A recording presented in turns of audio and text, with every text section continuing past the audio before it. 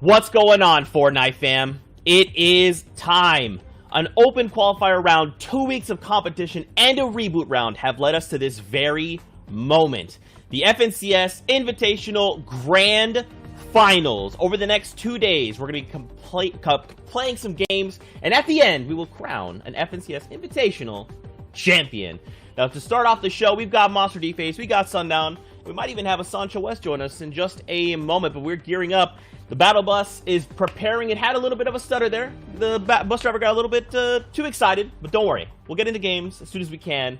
But first, let's go ahead and talk about the show itself. If you're joining us for the first time, welcome. Hope you've had an absolutely incredible day. Thank you for spending your time with us hanging out in the FNCS Invitational Grand Finals. We'll go ahead and talk about the tournament format itself. What has kind of led us here to this moment? Well, first it started with an open qualifier, where 100 players joined through week 1. Week 1 was FNCS Invitational Grand Finalists were invited on through, as well as content creators, and after 20 games, 300 moved on to week number 2. In week 2, 80 qualified here for Grand Finals, and yesterday we watched an absolutely insane reboot round where top 20 players in every region moved on. After 2 days, 6 games apiece, an FNCS Invitational Grand Finalist will be crowned. Let's go ahead and talk about the schedule of the show. You're probably saying, Zeke, but when can I watch games? Well, you can watch games pretty much all the time. All 7 regions are running games at their own pace. Now, please do keep in mind, we ourselves will only be broadcasting 2 of the 7 regions going head-to-head. That is Europe and NA East, with a small break in between. But listen, there's streamers, there's content creators, there's so many people streaming their games, so you always have some Fortnite to watch, and this is the time to do it, the FNCS Grand Finals. Invitational, baby! It's awesome. Now, of course, we probably want to know about the format itself. Victory royales are worth 33 points, and placing top 10 is right where you want to be, because you can still earn a pretty sizable points from placement. You can still earn placement points as far as 75th, and every single elimination is worth that very chunky 4 points. We saw that factor into yesterday's reboot round, but now that the competition has taken a step up, we may see placement be much more valuable and more sought after. Of course, guys, don't forget there is prizing there available for every single region. We'll take a look at the breakdown across all the regions here. And I mean, listen, there's going to be an FNCS Invitational Grand Finals, but there's still money across the board for everyone that has made it this far. This has been a journey for a lot of these players, and for the 100 of the very best to stand above and say, look, we're the very top 1%. This is their breakdown here in EU. Absolutely insane. Not that bad for just a couple weeks of Fortnite. I make this joke every time. It makes me wonder, should I be a player? Joke's on me. I'm just going to stick to being a host. Now, of course, gentlemen, let's bring it back. I believe Sancho is now joined here with us. We got some things to talk about. We also want to talk about the other regions, though, because as I've kind of mentioned, there are 7 regions going head-to-head. We'll be taking a look at EU and NA East. While these other regions are taking place kind of before, in their own time zones, we actually have some of the results there. And for some of them, like ME, Asia, and OCE, they'll actually be running their course back. So we'll be able to take a look at their first day results. And they'll actually give us a pretty good snapshot of what we should expect heading into day 1 of EU and NA East, as well as what we can expect from those other regions heading into their performance tomorrow. Because don't forget, after only 12 games, 6 games both days, we will have an invitational champion. So, gentlemen, as we get ready to take a look at these, I'm going to kind of toss it over to you to kind of break down some things we are kind of seeing. We'll go ahead and start things off here with OCE. And Sundown, Vortex right now, after his first 6 games, 137 points, 18 eliminations. Not a bad start. Not a bad start, helping him out towards the top. The 18 elims definitely kind of banking a lot of his points there. But one thing you'll notice is kind of the spread between 1st and 10th is already going to tighten up a little bit once we get in this top 100 lobby. Don't forget, 6 of the 12 games have been played, but some other familiar names on there. X2 Twins Jordan, as well as Jinx and Looter, who was able to qualify through, able to push on up towards the top 10. So all of them having a very realistic shot. You'll also probably see less of those like really large elim based games, and you're going to see a more balanced approach kind of as the skill disparity from the very top of the lobby to the bottom of the lobby is compacted in each one of these regions, because again, this is the top 100 players. As now we swing on over to the next page, and some more familiar names being seen on there. Speedy, who we saw come through the reboot round, actually pushing up into 11th, mostly on a placement based kind of strategy, but you also have Volks, Bola, two players who we've seen not only win Cash Cups in the region, but Volks was a two-time Agent of the Week, winning Week 1 and Week 2 out of OCE, so hopefully continuing to push that performance forward as we switch on over to the third page here.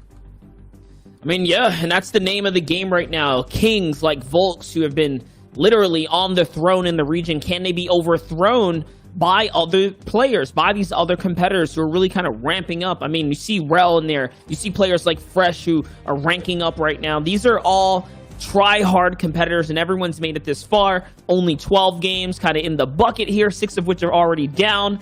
There's some huge kind of point differentiators from the players that are trying to catch up to first place right now. So we'll see if the OCE region of these players can step up to the plate now and really deliver when it matters. Here's your last page, though, before we hop on over to Asia. Grand final standings here. And one thing you'll note immediately in Asia, you see Kujapi up there. He actually placed first last week, just 7 points behind Nexus Poca with the 16 eliminations and the 137, both being the top marker in Asia and OCE. So we can kind of guess that that might be right around where a top dog in NA East and EU might end up. Some other familiar names on this page. You see Riddle Bob, who is on there, as we swap on over now to 10th through 20th. And we look again, the spread between the player in 11th and 20th is only 13 points. 3 eliminations or a push into top 5 from any of those players will make the swing, and there's still 6 more games to be played. As we swap on over, you see Curran, who was able to win week 3 out of Asia, Fazy Bay, who's had a number of good performances during the World Cup days, as well as Rizart, the World Cup qualified player, hanging out there kind of in the upper 20s area, and a lot of familiar players, Swilliam, Macy Fishy, so a who's who of some of the top players in Asia, but a lot of unfamiliar names as well, players who are able to kind of push up and are starting to make a name for themselves. And you got to think about the point differentiators. Both regions, OCE and Asia, 137 was the top of the line, the first place kind of point threshold. That's the upper echelon, the higher cusp. Here's your Middle Eastern standings, and Sundown, I know we can talk a lot about this. The SAC-R teams, the power teams, these guys have been around for so long, staying so consistent.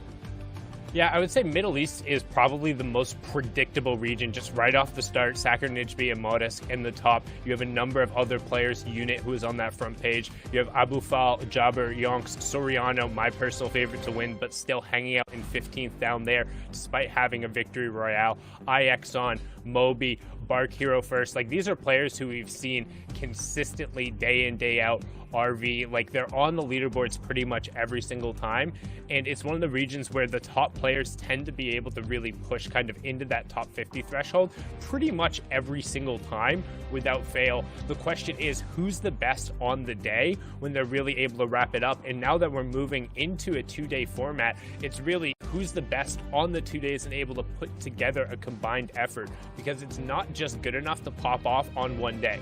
You have to be able to at least secure points on both sides. That's why we're making sure we look through kind of at least the top 50 players. And now we're going to look over kind of who the players are competing in Europe. I know, Sancho, there's a number of players you want to talk about here. Oh, no doubt. This is what we're about to witness. The game 1 of the EU. And look at the qualified players. We're talking about Benji. We're talking about Wolfies. We're talking about Hen. There's so many awesome players here. You could, like Zeke said earlier, you could throw a dart, and no doubt one of these people will walk away a clear favorite here. And I'm just so excited and amped to see it all go down here at the Grand Finals. Monster, look at this list right here. If you had to think who would come out of the EU really looking good in day 1. Man, you got players like Kiriachi, Letshi, right? Benji Fishy, obviously clear favorites. One thing to note, guys, these are in order from left to right of how the players are top down, left to right, and how they actually qualify through. So we're getting all the way now to the back pages where players just pushed through yesterday, the reboot round. You think of it as a 2-day competition for Grand Finals, but it's really going to be a 3-day competition for some of these players. So can you stay consistent, be a top 10, top 20 player for 3 days in a row? That's the big factor, man. And this is what I see, man. Clement, you mentioned, came in all the way from week 1, now here today competing in grand finals. And, Kenzel doing really well. Fanta, these, a lot of the players here racked up victory royales when it really mattered the most. It'd be exciting to see if someone could do the run back, come all the way from the reboot, and walk away the grand finals champion. That's going to be really hype. I think the next thing we have to talk about, guys, is, of course, the actual map itself, right? A lot of these guys do hit similar landing spots. Like, for example, Cartoon, I'm sorry if I mispronounced your name, but he was hitting Agency yesterday, right? He was contesting Coolest Carrot. We already know that there's already some players with their eyes on Agency, as well as Shark, right? These mythic POIs. But outside of that as well, some players might just have an obscure landing spot. They're like, look, I'm going to hit this house outside on the edge of the map. Someone else might have their eye on that spot as well. How do you guys think that's going to play a major factor? So now let's start with you. I'm sorry, Monster D-Face. Let's actually throw it to you. No, yeah, I have something to jump on right here off the bat. There's players already changing their landing spot. You think about Moki and Benji, who were playing Retail Road together coming into this. Moki recognizing Benji as the clear kind of dominant competitor. She's already manipulating her playstyle. I talked with Scully as well, who's playing the Pipes, one of those obscure locations you were kind of alluding to. He also recognizes there's a player that lands nearby down in that swampy area. He has a backup plan, and everyone now, this is where you have to enforce your backup plans and play on your toes. You never know what's going to happen. What do you think, Sundown? What do you think we can expect, right? Because we got to start building a storyline here. Well, I think whether or not Moki and Benji end up going to retail and whether or not they end up fighting is actually huge for both storylines. One, Moki being kind of a really up-and-comer in the scene and having a lot of success in solos and being probably the best female on the entire planet, but also just playing in Europe, one of the most standout and exciting solo players to watch when she gets rolling. On the flip side of that, you have the two-time champion Benji Fishy, who dominates pretty much anywhere he goes and kind of demands a wide berth, saying, you can land within here, but I'm not afraid to go fight you. On the flip side of that, you have Mitro at Shark, which looks relatively uncontested, but I can't imagine everyone in Europe is comfortable giving somebody of his skill level both the grappler and Sky's assault rifle in an uncontested Shark. That's absolutely terrifying. And then my last area of contention that I kind of want to talk about is Sweaty Sands, where it looks like 5 players generally will drop there, but my highlight story there is Vadil against Mongrel, because Vadil has worked Mongrel the past 2 Cash Cups, placing top 5 both times. In the previous Cash Cup, he 3-0'd him off drops there. So if Mongrel's not able to get rolling there, I don't expect him to swap spots, so that could be really tough. And let's not forget about Nate and Andilix, who both qualified through Sweaty Sands as FNCS duos, right? So what's that going to look like? Because for a second there, Nate wasn't in the talking. He didn't make it a week 2, or he didn't qualify through to the grand finals. He just only squeezed through now during the reboot round yesterday. So there's a lot of new names being tossed into the equation here. More research is going to have to be put into play. So who's more prepared for the drop spot today?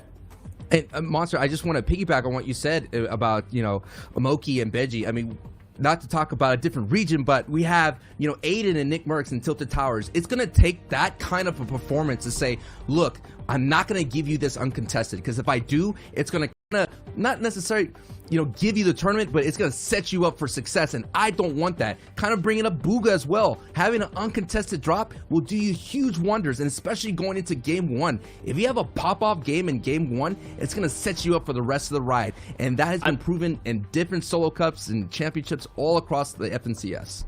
I was just going to say, if NA East was any indicator, you said Mitro might have Shark to himself. The reboot round for NA East, all of a sudden, everyone wanted the Shark. Everyone realized, okay, if I need this victory, if it's now or never to close the gap, I got to get the grappler, got to get, the good kind of loadout to set yourself up for success. And that's why giving someone the Shark is probably unlikely. And if it happens, it could just be Mitro walking away with the entire EU division. I mean, he is the king of online kind of performances when it comes down to it.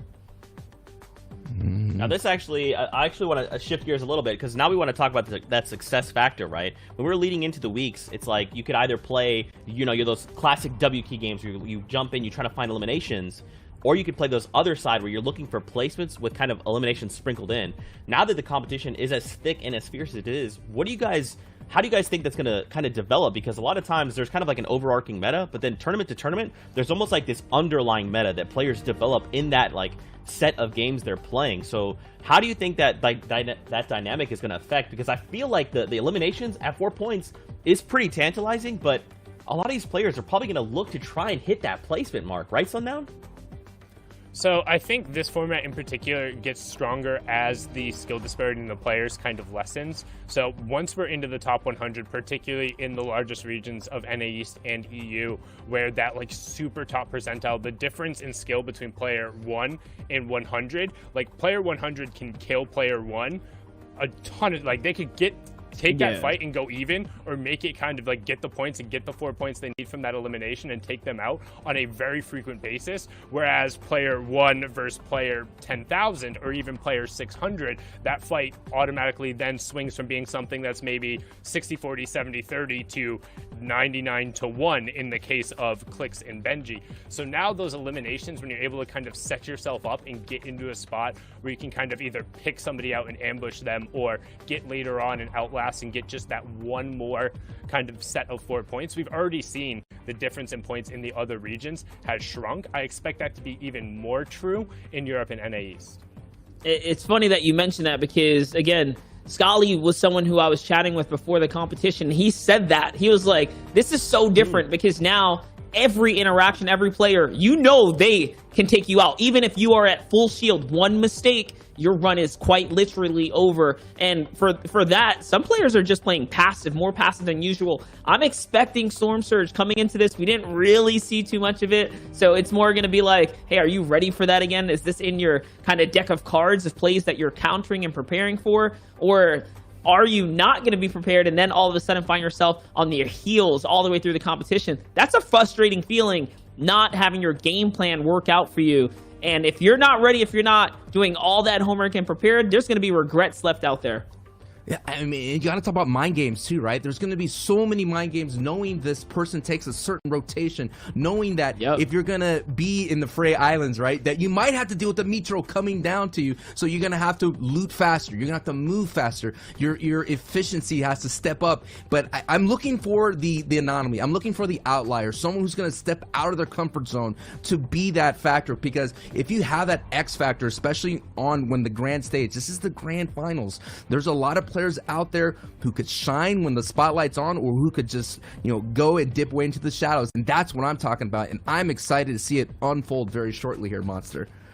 Well, guys, it is time to get into games. So Sundown and I are going to step away. Sancho, Monster D-Face, take us into the first game of EU. And here we have it, guys. 2 weeks of competition have led up to this. We're jumping it with game number 1 of the FNCS Invitationals. This is going to be very intense, and we're kicking off with the map. Just take a look. Allow this to be absorbed into your brain. There are 4 players in Retail Row, 5 players in Lazy Lake. I'm looking at multiple players up by this shark area. Sweaty Sands, like we knew, was going to be contested by 4 individuals. Misty Metals as well. There is no freebie locations on the map right now. This is what we expected, Sancho West. Yeah, and you see it already. The first zone is shown. It's favoring people that are landing at Lazy Lake, and Savage is going to have to make a crazy rotation all the way down there, but we're on board here with Mitro, who looks like, as Sundown said, not uncontested, and someone's already yoinked the grappler there, Monster. That's right, and this is not the situation you want to be in if you're Mitro. Mitro, though, has a tendency, quite literally, to stay behind, camp the Volt, and hold players out in high-calibered, high-stake competitions. Is he going to be that Mitro today? Is he going to be the Mitro that is willing to stay in grief, quite literally, go all the way down to the wire for the Volts? Is he going to be able to back this player off? We don't know. We're about to find out. He's still kind of hunting around and scavenging the location right now. I wonder if he's going to go and babysit that Volt. Here's the player. It's Noah, who's off by the kind of pool section right now. I don't know if he's content with just stealing away Sky's assault rifle and grappler. We'll find out here. We're on the other side now, Sancho. It's with Kira. Kira here, having a battle here at Frenzy Farm. And this is the opening moments here, Monster, of the grand finals here. Day 1, everything sets the tone for it, and that is the tone that Kira sets and gets right in there with Alpha with that spray. Train hard team going down there, but Maestro trying to be the big wave is right in this fight. The third-party opportunities here, Monster, already 4 points here for Kira.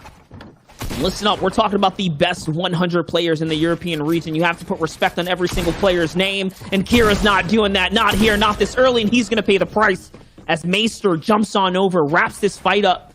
And what was still even playing fields, Kira had the loots and the first kind of momentous swing, but that's it. That's one game down for Kira now here at the farms. Maestro conducting that elim, looking at the feed. Savage wins out at Yacht, so that Deadpool's Yacht is going to be contested with Red Rush and Savage, and Mr. Savage is already coming on top with that first opening engagement here at Enzar at Sweaty Sands. We saw in the early stages about 4 people are here. We have someone right on the backside near the castle, and Enzar looking really solid here. This is a nice landing spot. A lot of players like to land here, as you can see, for the ability to farm the metal. This is such a great spot. There's so many good locations that are well balanced, especially the ones that favor the water locations where you can pick up floppers and the sorts like that. I mean, I'm seeing a harpoon weapon already in his loadout, so Ensar is going to be off to a good start if he can control the docks after maxing out his material here. Here's a look, though. It's Ghost Town and Sweaty as you see a fight has already kind of happened here. Things are kind of clearing out right now. Yeah, Fast Roki out there in the distance. That's a common landing spot for him. Now back to Maestro here with Slicks. They're having another engagement now. Slicks going with the natural high ground.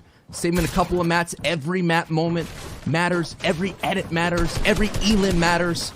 It's grand finals. As we see already an elim happening in the feed. Carried by Kuna, getting Erikin. I think I know who that is. But as we see here, nice extension from Maestro. Gonna use the harpoon, the ability to knock down that wood play. Puts the person right on his layer here. It's gonna kind of drop back into it. You can feel it, man. I don't feel like there's any early jitters here. I feel like every player here, Monster, is kind of warmed up and ready to roll. And they're here to fight. They're here to condition the lobby like, do not land here again, because I guarantee you, I will eliminate you and get you out of this server. But that's the respect right there. Slicks is just going to back up. He takes a little bit of the fight. And like you said, he gets a level of that respect from Maester. This is what I meant by players recognizing the caliber of the games. These games are going to be such quality games. It's what you expect. I mean, with 12 kind of to cast over the course of this weekend. Remember, guys, we're in full-on custom lobby. There's no more outside factors. What you get is what you get, and that's it. There's no kind of gamble factor of, you know, someone's landing at your draw spot. That's it. The answer's the question is answered for you. You have to prepare moving forwards. Talking about preparation here, this looks like a Storm Surge preparation sitting on Mountain, Sancho, looking for tags on players. 89 players are in the game right now. And that's going to be a factor as well we got to talk about as you're here with Max, is that you got to get those storm tags. You got to make sure you save your ammunition. You know, 137, that's a really solid thing. But oh my goodness, what a tag, dude. Can you, wow, that is, woo.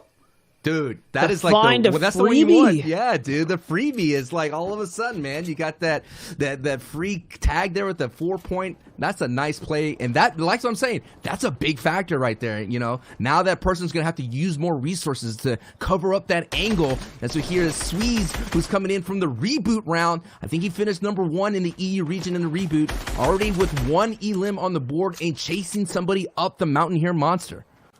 Not only that, it's Anas who, this looks like it's been a drawn-out fight. Anas did not have any full health when we talk about it. He's only down to his shields here now. So this is a tight situation for him to be on. He's trying to hold this high ground, using everything to his benefit. That's such a big pull right there, the 75 and the tag afterwards. So now it's even playing field for him. This is where he wants to be. Anas should know better than to give this guy an opportunity. They are both going to reset right here. He probably lost his one chance with the lead here now, having it 50-50. But all right, he's going for the full-on kind of box battle. He wants to go for it. I mean, the indicator right there, he heals the shield go off. He goes again in another harpoon pull. He's just going for the high damage pulls here on the zip line now, kind of breaking it all through. And no, it's not going to be enough. Anas is going to fall. Man, he really put it all on the table with that harpoon. You got to go for it, man. You got to go for it. I mean, Anas, landing at this base camp hotel, now knows, you mentioned it before, that he's going to have to deal with Swedes. You know, that is the thing that's going to happen for the rest of the ride. And do you have that confidence to go, all right, you got me that time, Swedes, but next time I'm going to come back with a vengeance. On board with Vortex Monster. Vortex here looking really mightily strong with that mighty Midas's drum gun. Yeah, and you can just tell with the no eliminations means that he snuck out of there with the weapon, only choosing to take the drum and then bounce. Didn't even want to play for the Volt, not looking to take the risk against what might be Wolfies or Leshy or one of the other Titans that plays the agency here. So Vortex really getting away with, murder figuratively here, because he's got the best weapon from the agency. He's got the crown jewels from that section of the map there. And I think that confidence is getting him inside. You know, not going to sit in his own little box. He's going to get right here, put some pressure a little bit higher than a little bit. And I like this pressure right now. Using that edit, he's going to be able to close the floor if things got crazy. But nothing got crazy for Vortex and gets Blackie out of this match easy peasy.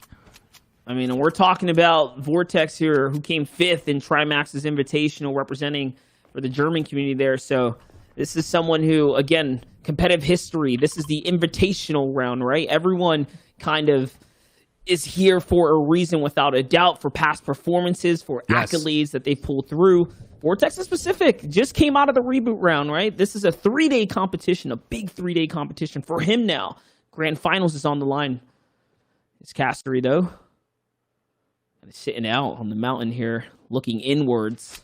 There is a player in front of him, though, Sancho. He's got his eyes set on the prize right now. Pump shotgun, great loadout as well. He's in the zone, too, just on the edge of it. He could be playing for a little more real estate, but instead he's trying to get some tags while he can here. All right, so now Freemock and Casper are going to jump in, and it's a 1v1. It's all kind of clean and dandy here, but no, shots are coming in from behind. The big pump shotgun shot. He's going to take it. It's going to be successful. Now Castery's kind of looking for an opportunity here to continue to bounce back. So the shots kind of simmer down now. He's biding time here. Castery with the big elim, the refresher. It's all worth kind of sitting in the zone here. Now we're jumping over to the other side. We're looking at Misty Meadows. When we came in, we were looking at the world map, guys. We're looking at Misty in specific. It had 4 different players, not including the ones that were around the area. And Diablo's going to eat the big shot from Chapix, the World Cup qualifier. 5th place in duos with Crew, both of which are scary when it comes down to fight, Sancho. Yeah, man, absolutely scary. Diablo coming from the reboot here, and that's what's going to be, man. Chapix is going to do his best to condition Diablo not to keep landing there, and talk about somebody that's a top dog here in this lobby. It is Lechy, finishing 3rd place here in week 2. Lechy is going to be one of those ones that is going to command a lot of respect here at Loot Lake, looking really solid. And actually, he came out of the grotto with Brutus, so no doubt that's the spot he likes to go. But wait a second, from my research and history, Leshy was landing in Lazy Lake. So he's back in Lazy Lake, his home turf. How is it that he came up with the Brutus's minigun? There's a story here that I'm not sure how it all happened, because he has 0 elims. So we'll see if he is changing up his landing spot, or maybe he came across a very, valuable loot pile, as now he's on the console track. Lyzen here, once again, a player that qualified through console, now in the PC kind of realm with the PC Titans, the big dogs of the world here. It's Leshy versus Lyzen. These are 2 controller geniuses, right? Let's see who's going to represent. Can Lyzen prove the naysayers wrong now? The minigun. Pressure is real, Sancho. Pressure's real. The minigun is raining fire down. Lots of bullets coming in, rat-a-tatting through, doing his best to get in. You're seeing the high-level box play. Gets right there. Got the big tag there, Monster. He's pushing through now, going for the final kill. Elimination right there. Lyzen gets it with 4-pointer. I mean, that was the question that I asked. Can Lyzen keep up with a veteran like Leshy, who's been doing it all this time, top dogging on the leaderboard? We kept talking about Benji Fishy so much, but we just, it was Leshy who was living as his shadow at that time, the 2nd place constantly. Week 2, week 1, just right behind him at all times. Leshy is here, and he's here to show that he wants 1st place. He's as good as anyone else. He can take it. Your CRR, though. And a little bit of a battle now, trying to find his way into the build. He is going to sneak right in. He's going to take quick care of Mitro. Mitro's not going to be happy about that one at all. No, my good. Dude, I was about to say, like, the lobby is opening up here, Monster. People are now taking engagements. I think the positioning and things of that sort, the jitters, as we like to say on the cast, has all gone away. And, someone like CRR pushing right into Mitro's box like that with that utmost confidence, that is the key factor. That is that factor that I was talking about while we're prepping for these matches. Who's going to have that confidence to say, I'm one of the best players in the world in solos, and Lecce, with a big tag with the heavy sniper, gonna go ahead and go with that closing argument of Brutus's drum gun, and he is in the zone right now, Monster. Lecce looking like he has the cheat sheet to all the answers on the quiz right now because he's breaking into the boxes with the problem solver, the heavy sniper. And look at that, 2 elims. He's treating this like any of the other weekends. No respect on the competitors. He doesn't care. He knows he's been top fragging for a reason. His confidence must be at an all-time high. And remember, the limited game, Sancho, 6-6 means that there's no room for error. But if you pop off, you're going to be in the lead like big time. Yeah, and not to mention, we talked about duos and trios and squads all together. I mean, Mitro and CRR were duo partners, They're partners, they're friends. They know that. So it's very interesting to see. We're going to see a lot of different butting heads here, a lot of styles all coming together. And it's going to see who is going to have that big factor that's going to come on top here. Loki starting off the day really solid here with 5 elims, has a great kit, not a lot of builds here to be able to kind of make a big rotation, but we're getting closer and closer to that infamous half in, half out. About 2 circles away here, Monster. But I like the positioning here, sitting very at least high up, on a mountain, and that's what you want to do where the zone's going to be. Yeah, I mean, he's sitting over the competition right now, and he looks like he's playing the push and tug right here, trying to force players into other players, and that's going to find himself a free elim as the lobby kind of converses into one another. Locky here is kind of vibing. He's been doing good so far. He just squeaked through the grand finals today in week 2. He had a 78th placement performance. So he was on that bottom big question mark. Like, did he do good enough? Was his performance enough? It clearly was. I mean, he's here amongst the best. A lot to prove for him. And here's a big name. It's Gen G's Moki now. Milan Tayson, who lands over at the Steamy Stacks with Janice. We're coming in with Milan's perspective. He's putting pressure on the lobby. There's a lot of action going on right now. The southern congestion is happening here, which is kind of uncharacteristic. Honestly, if you think about it, this zone favored the south, and for the fact that there's more players in the south all huddling up, they're just inching their way to safety and then pausing. That's the respect. That's the presence that the players are demanding in the lobby, and the players are giving to other players in the lobby. No doubt, Milan giving some tags right there. Big hits, and gets Kesher right out of this lobby here. But that is what you're talking about. There's not a lot of people in the center. We were watching in the open qualifiers, week 1, week 2, a lot of people hanging out in the center. But Monster points out everybody's on the edge. Once they get inside the safe zone, they're like, oh, they get that sigh of relief. But they still have to deal with so many people shooting at them as they're making this rotation in, as Lecce now sitting on top of 2 people nowhere. And I think that is Airwalk right there, right? Yes, it is. So these are the kind of guys that come out of Lazy Lake. So you're going to expect them to always butt heads as they're rotating. And there's your boy. You mentioned him earlier, Skull. Yes, Scale looking to make a big performance here. But Lecce, man, is not giving it up. He's not giving anyone a moment to kind of breathe, especially not with all the elims he's picked up. You got to think he's on some serious light ammunition right now. 900 in the tank. Oh my goodness. This tank is full, and he can put the pressure here. He can really go the mileage. So I sit on kind of that one for a second there. A quarter mile at a time, baby.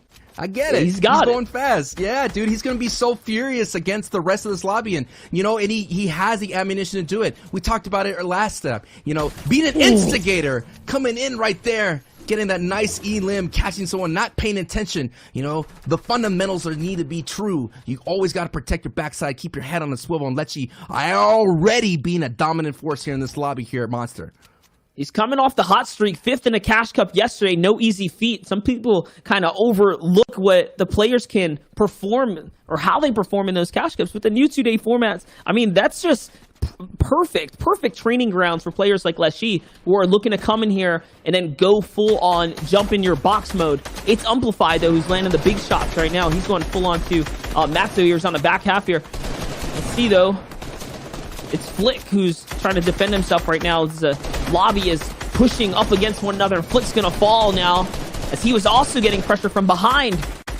Now Amplify trying to continue to swing the momentum in favor for himself. He needs that ammunition down there, mind you. And 2 players actually jumped in the box right now. 2 players had it in their mind to go for the loot there, Sancho. And that could have ended terribly for both of them. I see Benji Fishy just caught an Elam on Norwood. Oh my goodness, and Amplify went in. He gets it with that ultimate problem solver, the heavy. Clement goes down. We've been seeing the pros use the heavy sniper in such creative ways, looking for the weak spots and builds, understanding that when something is freshly built, they just go ahead and say, that is the green light to get right in. And we're seeing Dietrichs, Wolfies, and King, Boca, all hanging out right now all together. We're seeing a lot of clusters here, Monster, of players. And so I expect a lot of these kind of like mini fights and mini clusters to kind of continue throughout different rotations as people are being respectful and not maybe contesting at the POI early on, but saying, all right, I will see you later in the later game. I mean, I'm already seeing just the difference right now of styles here. Wolfie, someone who is known for jumping into fights in the mid game, is getting pressured back, and this is why you got to respect players in this mid game right here. You don't know who you're jumping in on. Jump in a box like Wolfie. Wolfie's going to connect all the time there. He did not get to successfully pop the heel off, though, as he does manage to jump on this launch pad here and goes for the half in, half out. Someone was in front of him, though, so it works out that he doesn't become the focus point here, but Chapix looking to sit in the zone right now and flop her up heel as he kind of takes his time right now. Take a look, though.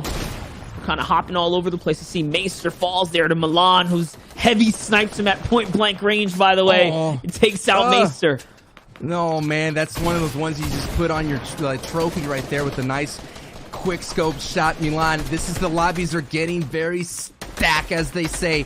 Look at all the congestion that's happening. All the catacombs are all building out. Players are going to be now box fighting intimately all together here in Zone 5. And Adelix goes down with the problem solver play from Milan. 14 points so far, Monster. That's right. Milan taking down the FNCS Duo's current reigning champion. No easy feat right there, but that's what happens when these pros catch another off guard. Anything can swing. Here's Milando really kind of cooking up right now. There's another player. It's the attack. Literally finding its mark here. And now he takes out a World Cup qualifier right there. One of the best of the best. It's Chapix who's going to fall too. And again, I mentioned Benji Fishy's in the feed, still tearing things up right now. So keep an eye out on him as we're approaching endgame. He's still racking up and accruing points right now. It's time to scramble, though. Sancho, half in, half out. He's got to make the run here. Milan's in dangerous situation. Treacherous waters here. There's shots going on all around him. He needs to siphon so bad here now. Things are really ramping up amongst the chaos here. This, will it be? No, Milan's now going to fall. And Wakey, mobile player, Queasy, all still in the game right now. Those are the guys in the back foot. In the back foot, front foot, people gliding over. Chaos is happening. We just saw Benji here making his way towards the top. Every time he rotates, he keeps pushing up higher and higher. That is his style. Expect Benji to compete for the high ground very soon. But he's not going to go for it. He's going to have the perfect timing, Monster. As you see there, he realizes now is not the time. And now we're on board with Benji, the king of Benji's Row, who will have a tournament very, very soon, hosted by himself. Benji sitting with 13 points, looking really solid here, getting some nice tags. And I'm expecting Benji to walk away with some monster points in this Game 1 opening of the grand finals here, Monster. That's right, we're here. It's the Invitationals. Everything's on the line. All pressure's up. And plays like this, Benji are taking huge risk right now. He's going to go for the heel off, though. The shotgun was not in his favor here now. He is looking to chop up, but someone as mechanically gifted as Benji can make these huge swings, these huge turnarounds. He knows better than to be sitting on the back of the zone right now, but he's trying to make the big come up. He doesn't have any material. This is desperate zone. This is treacherous territory. Can he find something? He needs the impact elimination to keep him in the game. He's going to find it. It's on Snappy, the champion from squads here now. And this is what I mean. It's the caliber of player. It's the best of the best. And Benji's going to find another one. Squeezes out Jachu from the lobby. And it's 4 Elam's top 10. More placement given out now. Floppers are in his inventory. He has plenty of time here. He has already broken through the top 10. He's on track to continue to be the best solo player in the region. It's just a matter if he can keep it up here, Sancho. He is cooking it up right now. He is flying 30 points and he's doing really well. Has to avoid the storm there, gets right in, and now he resets, reloads the heavy sniper, getting ready to find another problem to solve with it. And here he goes, gets right in, doesn't find anybody, and now he has an opportunity and he just gets hit with the utmost hit, and it's Amplify on the high ground. Janus alive, Queasy, and Pink. Here we go, Monster. The first game, Grand Finals, top 4 situation. That's right, it's Queasy who's on the low ground right now, really desperate here. He's going to land a shot as the player was in the storm there. He might just have that one roll over. Amplify is not giving up, though. He's giving all the pressure from height, and Janus is going to find himself back to the lobby now as Pink still the player who was in the zone here. You can hear the axis swinging, though, as the layers are congested. Using a harpoon now to break on through. He sees that player. He's going to wait for the shot, jumps on over, and treats him with the 100 pump right there. It's Amplify who's on height. The harpoon's so good for this situation. Not a lot of builds left for either of these players, and Queasy with the low ground peak finds Amplify, finds the mark. 6 eliminations, Sancho. And there you go, Queasy walking away with the first game of the EU Solo Invitational Grand Finals. Let's go, baby!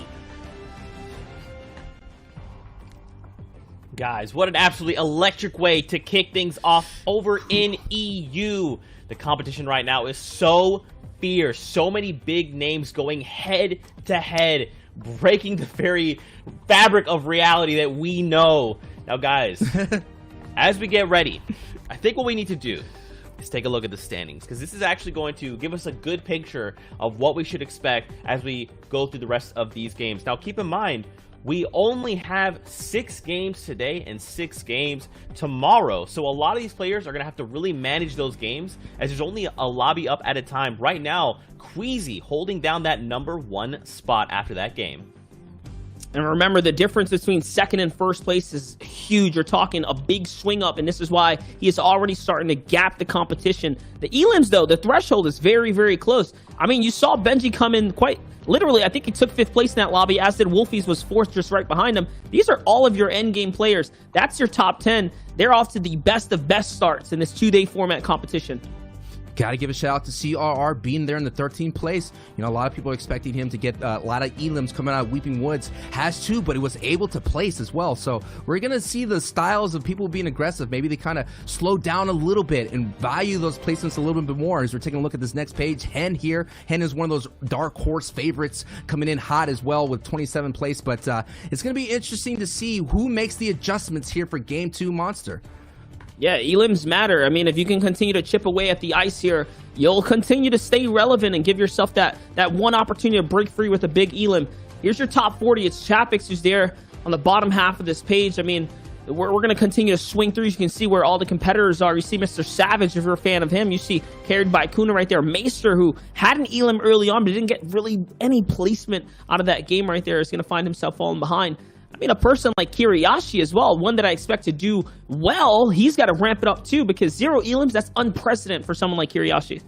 Yeah, and sometimes, you know, a slow start. A lot of our competitors we've seen throughout the week 1 and week 2, they have slow starts, and all of a sudden, you know, they have that one pop-off game, sometimes right before queues close for them in the open. So, but it's different though, right? There's no queues or anything like that. You're gonna have a pop-off game against the same people that you've seen, and we already seen some developments. And again, I'm interested to see who changes their landing, or who just says, you know what, this is my place, this is my loot path.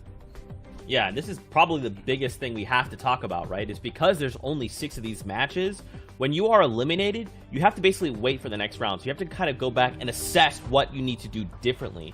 So for a lot of these guys, like, every single interaction matters, right? So, you know, one of the players that you talked about there was eliminated, and that was it for their run. So now they have 5 games left to kind of make up that deficit. And at the same time, right, we can see someone like Benji Fishy, who was first in week 1 and week 2 of the Invitational. If he gets eliminated off spawn, that's it for that game, and he cannot rack up more points. So keep this in the back of your minds as you guys are kind of watching these games. For the viewers at home, like, every single time you see these competitors go head to head and one of them is eliminated, that's it. That's where their game is done for that very moment, and they have to figure out, like, what do we do differently, right? Like, and on the other side too as well, Monster, it's like, you have to find a way to, like, keep your head in the game, even when those moments do happen.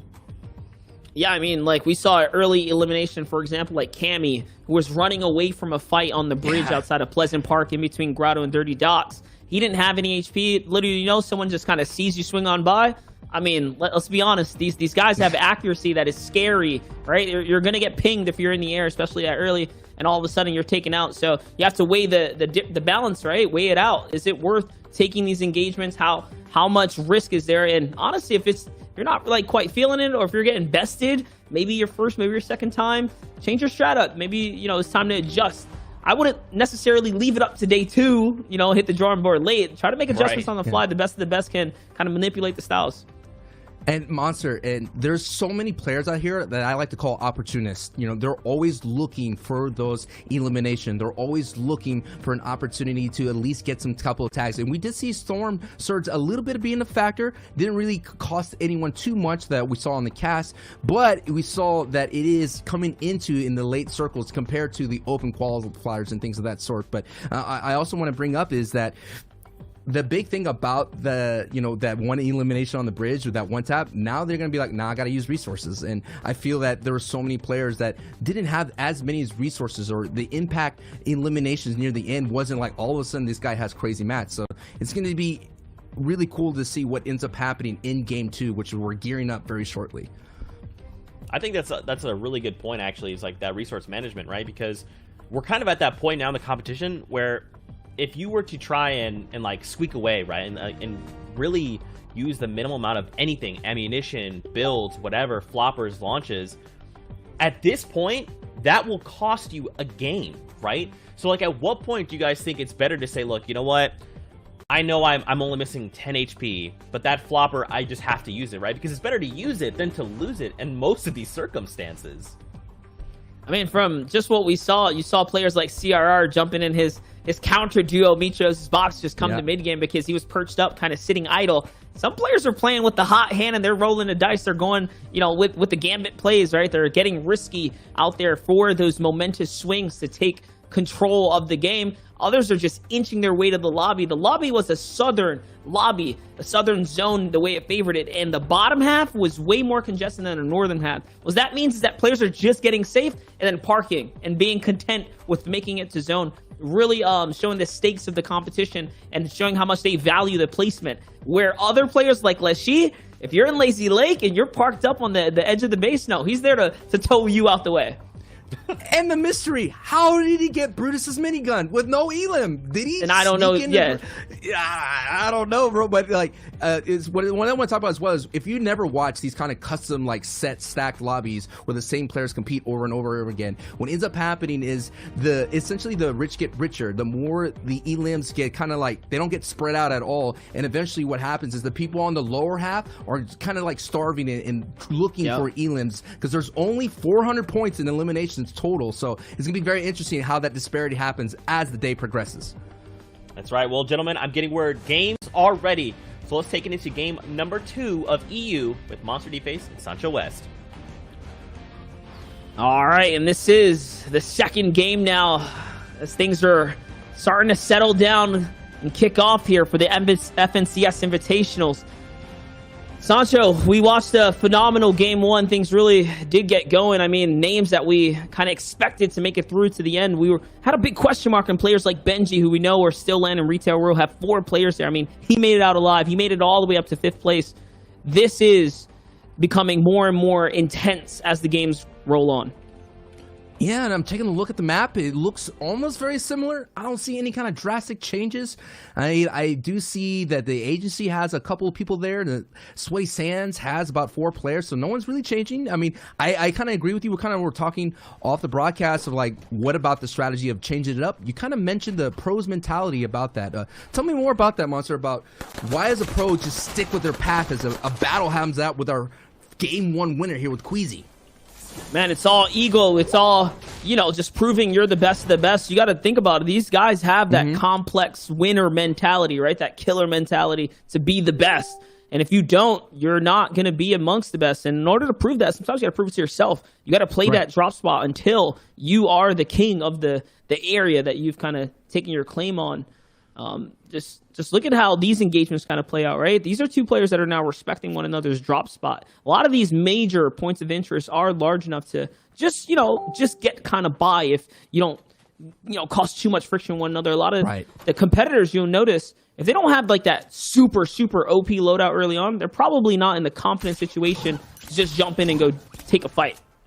Yeah, and you're taking a look at here. Each elimination's 4 points. You're seeing the placement points disparity right there. You want to get into the 75 points to start racking up those placement points, but the big time factor is at least 15th. But of course, anything top 10 and on, you're going to get some major things. Of course, the Victory Royale is going to net you 33 placement points. And we're on back here with Maestro. We saw him a little bit over his rotation, taking him over to Frenzy Farm. So this is what he likes to do, and this is the conditioning that he has. This is his loop path. It's very strong, especially if he has a lot of fishing spots along the way. I'm expecting a lot more floppers to come into play. Of course, for those you don't know, floppers in the pro scene is very valuable because it lets you take high ground if you need to, if you have to make a high take and when the storm is ticking and you have to sneak up behind people. But it's so interesting to see that I feel like that play itself is already counterable at this level of play, Monster. I mean, Maestro's here coming off of a hot streak, right? He finished first in the Contenders Cash Cup 2 days ago, and only 19th in the reboot round, but still top 20 out of the reboot round now with the best of solos in the EU region, just worldwide here. Let's see, though, Noah is trying to take this fight right now. He is pressuring from up above here. Things are kind of intense right now, and I'm not sure if you guys noticed, but Leshy was also taken out in the elimination feed, so from tearing things up in Lazy Lake earlier, he's going to fall now. Back into the battle, and Noah's jumping in, trading the shots right now. He does have a reboot card, or the agency card, the Volts card, and yes, he's going to find Kezix right here. So somehow, some way, sneaks away with all of Sky's loot, finds a player on the island, and wins that engagement. It's Mitra who's close by, though, who's cutting out of the shark, being that he couldn't get the goods from there. Yeah, it's like Mitra like, hey man, come back here, dude. You got all my stuff. This is what I really wanted. It's what I came here for. And Mitro's just giving chase right there. But yeah, these are going to be set lobbies, ladies and gentlemen. These are the same players. They're going to see each other over and over again. As you're seeing Left Eye going down in the feed. We're on board here with Glory with let me see, Pew Pews, the Pew Pew from Meowsles. I like that. We've been seeing this AR being very effective here in the games because it's, very fast to get to that 100% accuracy, and as well, it hits like a truck on top of it. Yeah, not only that, it's just a guaranteed mythic weapon, right? It's a guaranteed kind of loadout booster here. You can see that damage carries down range. 2 shots right there, 80 kind of pop there. So this player guarantee is now in a kind of a precarious situation, right? It's forced to burn up some of the prestigious shields so early in the round here. Using the SMG, though, is going to find some white shots, so that's going to be a key indicator to get the push in here now. That's the shield crack. He's got everything he needs here. That means this guy only had minis prior to this battle, and now, boom, he goes. He takes the wall. He takes the ramp. Good piece control. Finds the 2 tacks, and now Carton, it's taken out the game. And that, just like that, the Meowsu's rifle shows how fast you can set up the battle. 80 damage to kick things off. Yeah, it just hits the builds. It hit constantly, breaking builds, and just allow Glory to close the gap. Got those tags with the SMG, and eventually that 4 points there that we see drop in the distance. It's going to be interesting to see who decides to take more third parties along the way. We do see opportunity here for a 3-fight here between Marcus and Cammy. And Marcus is going to do the thing that we've been seeing, this strategy in solos, this ambush, using the crouch. Gets a nice tag to open up this engagement. You mentioned a little bit, professionals don't need a lot of tags or hits, or they don't need to see the white numbers to get the green light. But I think oh my goodness, leaves his backside exposed. I was going to say Marcus is choosing to disengage, and they said, no, you're not going to get away from me. How dare you? The vendetta from the Marcus's opponent is so strong, Monster. The egos, you tag me, I'm going to come get you. That's right, that heavy sniper really swinging things back in the opponent's favor here. Marcus is on the run, though, and he's kind of regretting taking the push here. This enemy has to be kind of nervous, though, or wary. He doesn't realize that Marcus already floppered up, and that's the kind of mistake that you make. This meta right now, the Chapter 2 specifically, floppers, fish, they play such a key kind of game in the PvP and battle. Players can just close the gap, right? You get tagged here, and all of a sudden, you think they're low, but Not really. They managed to heal up so quick. So Marcus in another fair fight because both of these players no longer have shields. Never mind that. Marcus is going to go ahead and take the lead on that one here. Now he has 3 floppers just off of the previous Elim now. And he has him, and he can fight here a little bit longer than Storm, and Storm's not going to tick very, very aggressively here for Marcus. And that is Taysoni there, sitting right below. Marcus coming in 67th place in week 2 of that Invitational. So let's see how it goes down, and there it is, Tay. And this is what I'm talking about. Even though he's using floppers now, that will affect Marcus later on down the road. He's going to have to re-flop up, because no doubt he didn't want to use them in this engagement, but every Elim matters, and this is day 1 of these set lobbies. So essentially, he could kind of use this as an opportunity to gauge if he has what he has, the goods to go up against Tayson. Yeah, I mean, he's got the heals to stretch this out. I mean, Tayson comes from the Steamy Stacks area, so it's natural that these two players are going to collide against one another.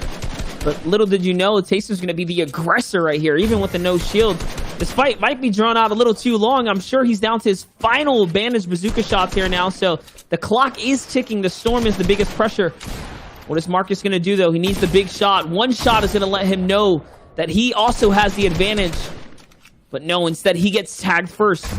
That's probably one more shot now. Here, Marcus tries to go for height. Good ramp overhead, though. Tayson taking good control of the fight.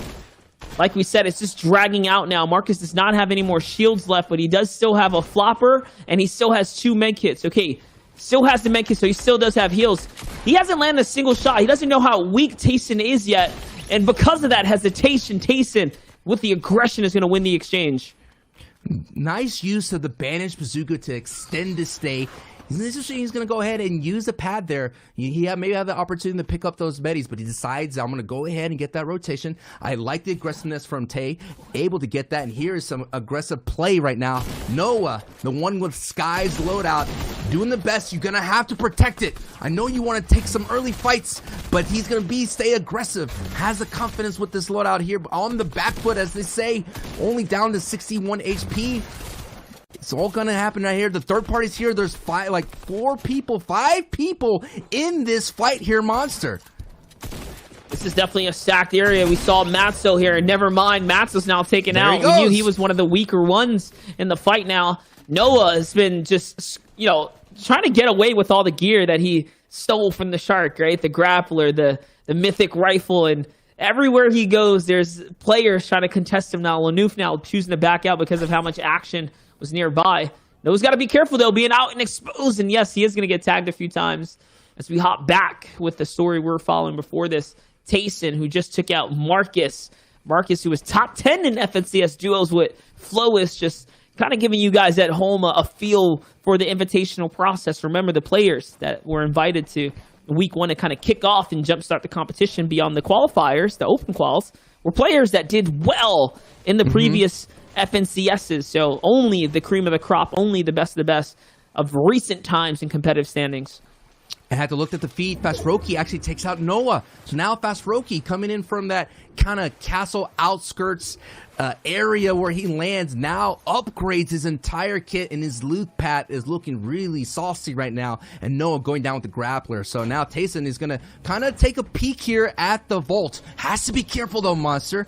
Sometimes someone's hiding here, knowing that someone like Tayson might kind of rotate here. Of course, we had the benefit of the doubt to look at the X-ray vision, seeing that Tayson was very clear to get that. Tayson does get some big opening tags on the motorboat. This guy was just cruising, and now he's going to get a bruising here from Tayson. The green light is on here, Monster, and this fight may be wrapped up very shortly if this other... Oh, yeah, that's what I would have done, but that is a green light for you to get beamed out of the air. He's so lucky. So lucky Tayson couldn't find the shot here. But, I mean, this fight's not over. Tayson is definitely not going to give this one away. Not for someone who is in a storm. Not for someone who's tagged for 140. I mean, maybe, though. He was tagged from the side there. So that little bit of extra was just enough to give him the breathing room. So we're not too sure who was just coming out so late from the storm. We'll find out shortly, though. It could have been Mitro, rotating in late from the Shark. Could have been, a number of different players. So we'll continue to follow this here.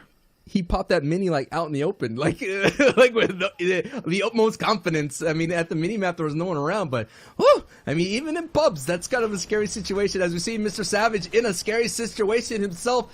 Chapix now with the advantage. Savage with no kind of heals except a shield to his name. It's gonna have to get this quickly because now he's taking some storm hits right now. It's a passive damage, and that is not a passive damage. That's a very aggressive damage from Chapix, and that's a big time name to add to your, I guess, the side of your plane there, Monster.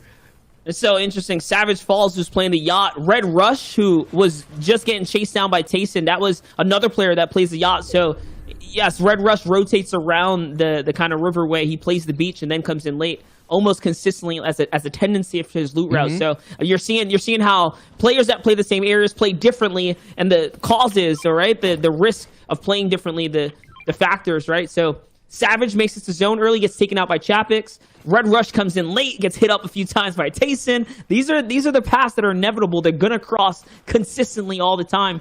It's now Snappy, Chapix, two huge names here for the EU region. It's going down. You hear the upgraded pistol from Snappy right now. I wonder if he's been struggling throughout this game. Chapix is kind of vibing right here. I mean, he has the fish to close the gap on the heel if he had to, but no. Snappy's going to back up. He's going to play a little more safe. Chapix starts to heal up. Yeah, and this is like we come on over here. It's not a safe area, but it seems kind of chill. Well, the chill factor just went down completely to zero. As Endelex here, a champion in his own right. We're seeing champion versus champions all across the board. And look at that, just waits, knowing that this player is going to try to get inside his box, gives him the L dance, hard find. No doubt it's going to have a hard time sitting in that lobby, knowing that he just got L dance on their Monster. That's right. I mean, hard find fell there. In the feed, we saw Tayson finally catch Red Rush as well. So it seems like Red Rush couldn't get it away from Tayson at all. So these are two players now that are kind of sitting here in the Weeping Woods area. We'll see if Andilix and the other crew and the crossing paths here sometime soon.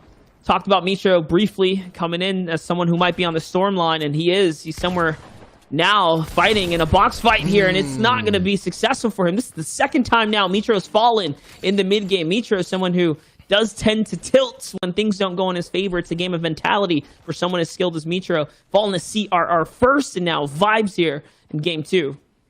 I mean, that was just a matter of weapon power. Vibes had himself a strong purple pump versus the green tack. I mean, you don't need to be a mathematician to know that the pump is going to be much more dangerous in that situation. And I think Mitro did get a couple of tags there, but unfortunately goes down due to Vibes' strength of play. And now we're looking in here. It's going to be a Weeping Woods finish, it looks like. We've talked about Weeping Woods throughout various broadcasts. It's one of those things, the trees kind of allow people to take height without being brought down. You can kind of sneak your way up there. There is that zip line that cuts straight across, and there is a river that cuts straight across as we're getting closer and closer to Zone 4 here, Monster, and we're on board here with Janice. Yeah, more importantly, the trees play as an obstruction to your vision, right? So less lines of sights on enemies, hence making the lobbies typically a little bit more dense, as dense as the forest might be here. So The zone is going to reveal itself. This is going to be the decision to make now. Typically, come this zone, players will find their way to safety and then park up. You don't want to take too much risk coming out of this one, but with how stacked these lobbies are, I would not be surprised if someone like Janice just literally sits exactly before getting hit, and he is going to pay the price just for moving just a couple inches, right? He's close, but you see the risk that kind of happens. I mean, what do they say? Look at this map right here. I mean, there's not really a big congestion. I do see the north side, of course, a lot more. I mean, the northeast is going to be congested. South players are going to have a little bit of problem having to get through that gatekeeping that you can see potentially mount up here. But you said so yourself. They're going to try to park in here because the next zone is the half in, half out. And that is when things get crazy. Sometimes the circle could kind of pull away from you, and then you're like, oh no, I got to use all my resources. Or sometimes it lands right on top of you, and you're just straight vibing for the rest of the way. As Janice here is now looking for tags, no doubt storm damage will be a factor, so you can see a lot more commotion. That's because a lot of players are going to have to go down Monster before it is safe to chill. Yeah, that's right. I mean, 66 players still in the lobby, and again, this is the problem with the woods is the fact that the lines of sights are not all there. So trying to get the lobby to kind of focus in on someone like this is kind of unprecedented, but it's happening right now. It's kind of inevitable with how many are here. Janus is looking to push all the way through. What's Janus going to do? He's got to kind of inch his way on up. Yeah, he wants this loot right now. That pressure. Ooh. He is going to find it. Sebi who falls now. And he manages to squeak it all up. He scrapes it all up, puts it on his plate, and kind of bounces back to what was his old builds here. All built in metal too, so nice, safe and sound. It's a big come up. Big impact for him. Here's Vidil now. He's 500 above the threshold. 12 players have to fall within the next 30 seconds or so before the storm starts to damage players. The storm surge starts to trigger. Vidil getting greedy, though, for a fishing spot in the water there. The harpoon trying to come into action. Was unsuccessful, though. This is what you want to do right here. You want to kind of wait it out. No reason to take big risk at all. You just want to let this moment kind of happen for you. And then see where's the half in and a half out. Then see if you have to use your launch pads and whatnot. But you got to think about it, right? He has a launch pad, so he does have some options here to make. We're looking at Aqua right now, who's sitting up pretty, as well as Amplify, who's got to make the big cross here. The zone is going to favor the southwestern portion of the map, so all that congestion, all the majority of player who is coming from that northeastern half, they have to move here, guys. They all have to make the dangerous cross. And I heard the sniper shot go off, and I saw a player get melted. It's Dexy who found Lusa just nearby. Sancho, things are getting very intense here now. It's only 10 seconds, then the zone's going to start moving. They're going to have to cross. Yeah, Amplify had the high ground in the previous game, so let's see if he could be able to recapture that. As we're watching right now, Glory, a lot of people are taking the high ground early. They kind of, there's two different factors of that, schools of thought. If you do take high ground early, you could kind of get some tags that you may need, especially if you want to avoid storm damage and things of that sort. Also, you're kind of investing in your resources, so if you do get knocked down, you're going to have to look for the impact eliminations, but that reinvestment could pay off for you, getting you a couple of those people that are kind of gliding into zone. I remember earlier we tuned in, Snappy was using that pistol on Chapix. He's been in a tight situation, not only loot-wise, but just like in general resource-wise as well. This was such a clutch elim for him. He needed this so bad to kind of keep him relevant right now, and that was a refresher.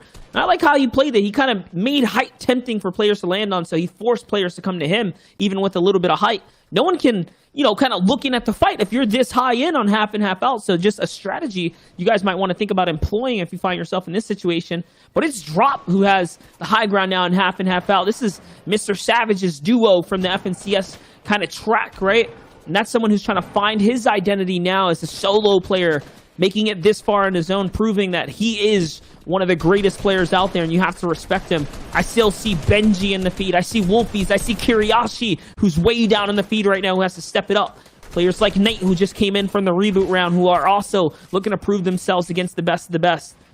And Moraine is in this as well. He's just right underneath this entire situation here. Moraine coming in from Dreamhaft Sweden, you know, the champion, coming in hot. So this is where it's going to be interesting to see. You know, this is one of the big major solo tournaments ever since World Cup, right? It's kind of insane to see everybody on the grand stage here doing what they do best. And that's Benji doing what he does best. And like I said, his rotations, he likes to go on the outer edge and he likes to go up as much as possible. Now he's going to look for some loot. Free loot here, using that harpoon, no doubt, looking for some sort of heals their monster, because that is the only missing ingredient for his key to success. Yeah, not only that, he needs resources too. His ammunition is starting to dwindle here now, but Benji doing what he does best, rotating early, staying ahead of the pack, looking back at the zone, trying to find opportunity. There's a player right above him who's let his guard down, and no, he just so happens to move in. That's going to be a free way to skate on up, and height is his, but the fight is his. More importantly, he needs this battle right now. Trying to get in here. This player still has a little bit of room. He's on the run, but you can't run too far from Benji. Will Benji find it? He is. It's Lyzen who he was hunting down, the controller, console track, invitational kind of person, right? He qualified through playing through that, and Benji's on fire right now. One Elam still has the minis. Finally, a moment now to pop them. More.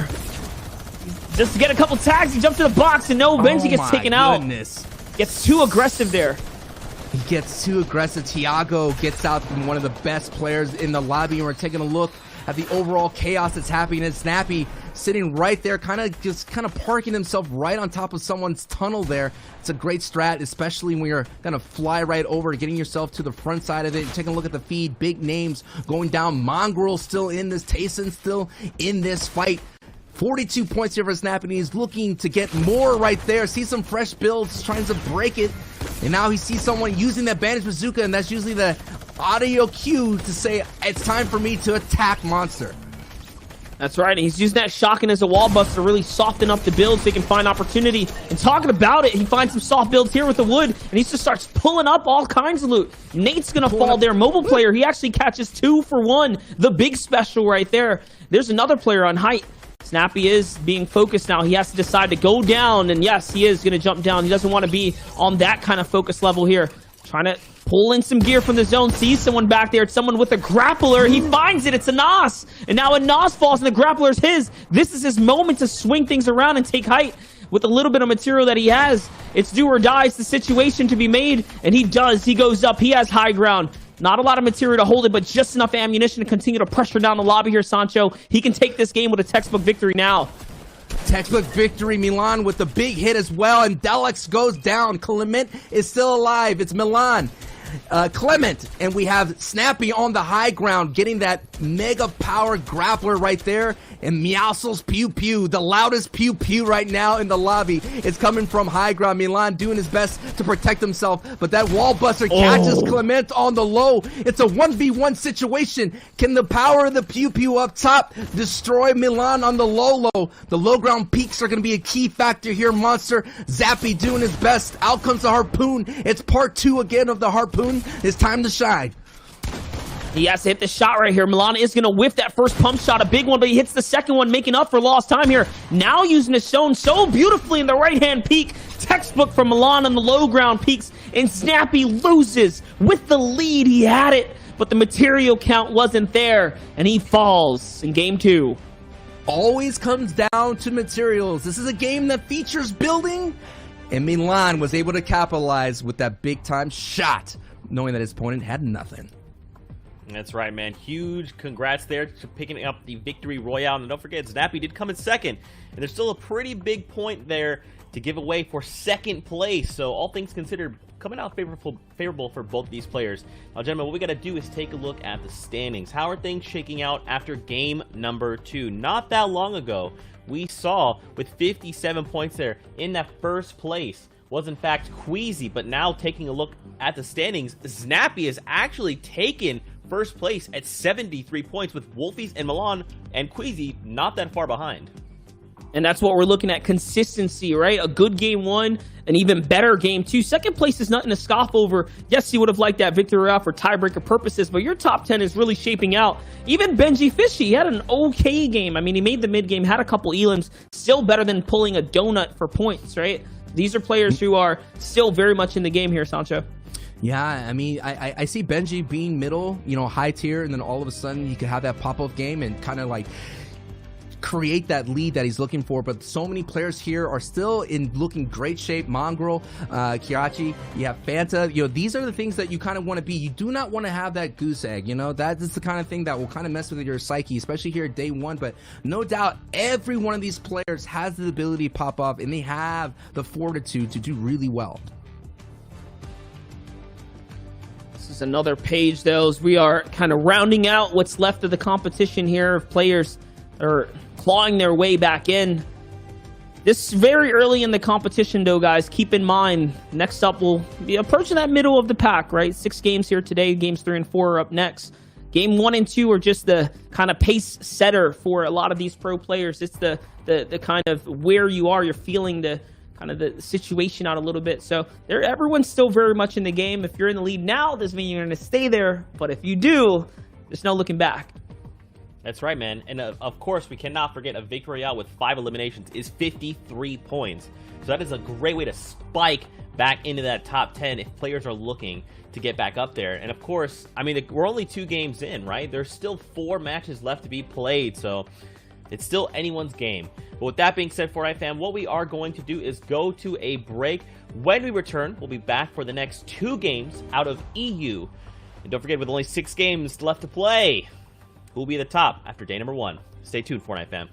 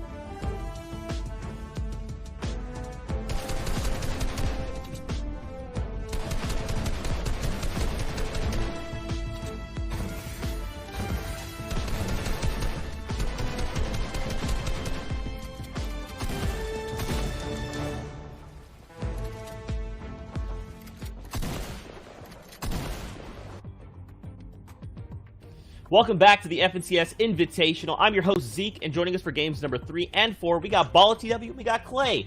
Now, gentlemen, that last game was wild. I cannot believe that Snappy pulled off the 2nd place there, all off like a crazy clutch elim over on Anas, picking up that grappler. That was one of the nastiest flicks I've ever seen to pick that one up, because Anas was actually grappling away. So to be able to pick that up, get high ground, and then get 2nd place was definitely huge. And for Snappy, one of the most consistent players, I think, leading up to this.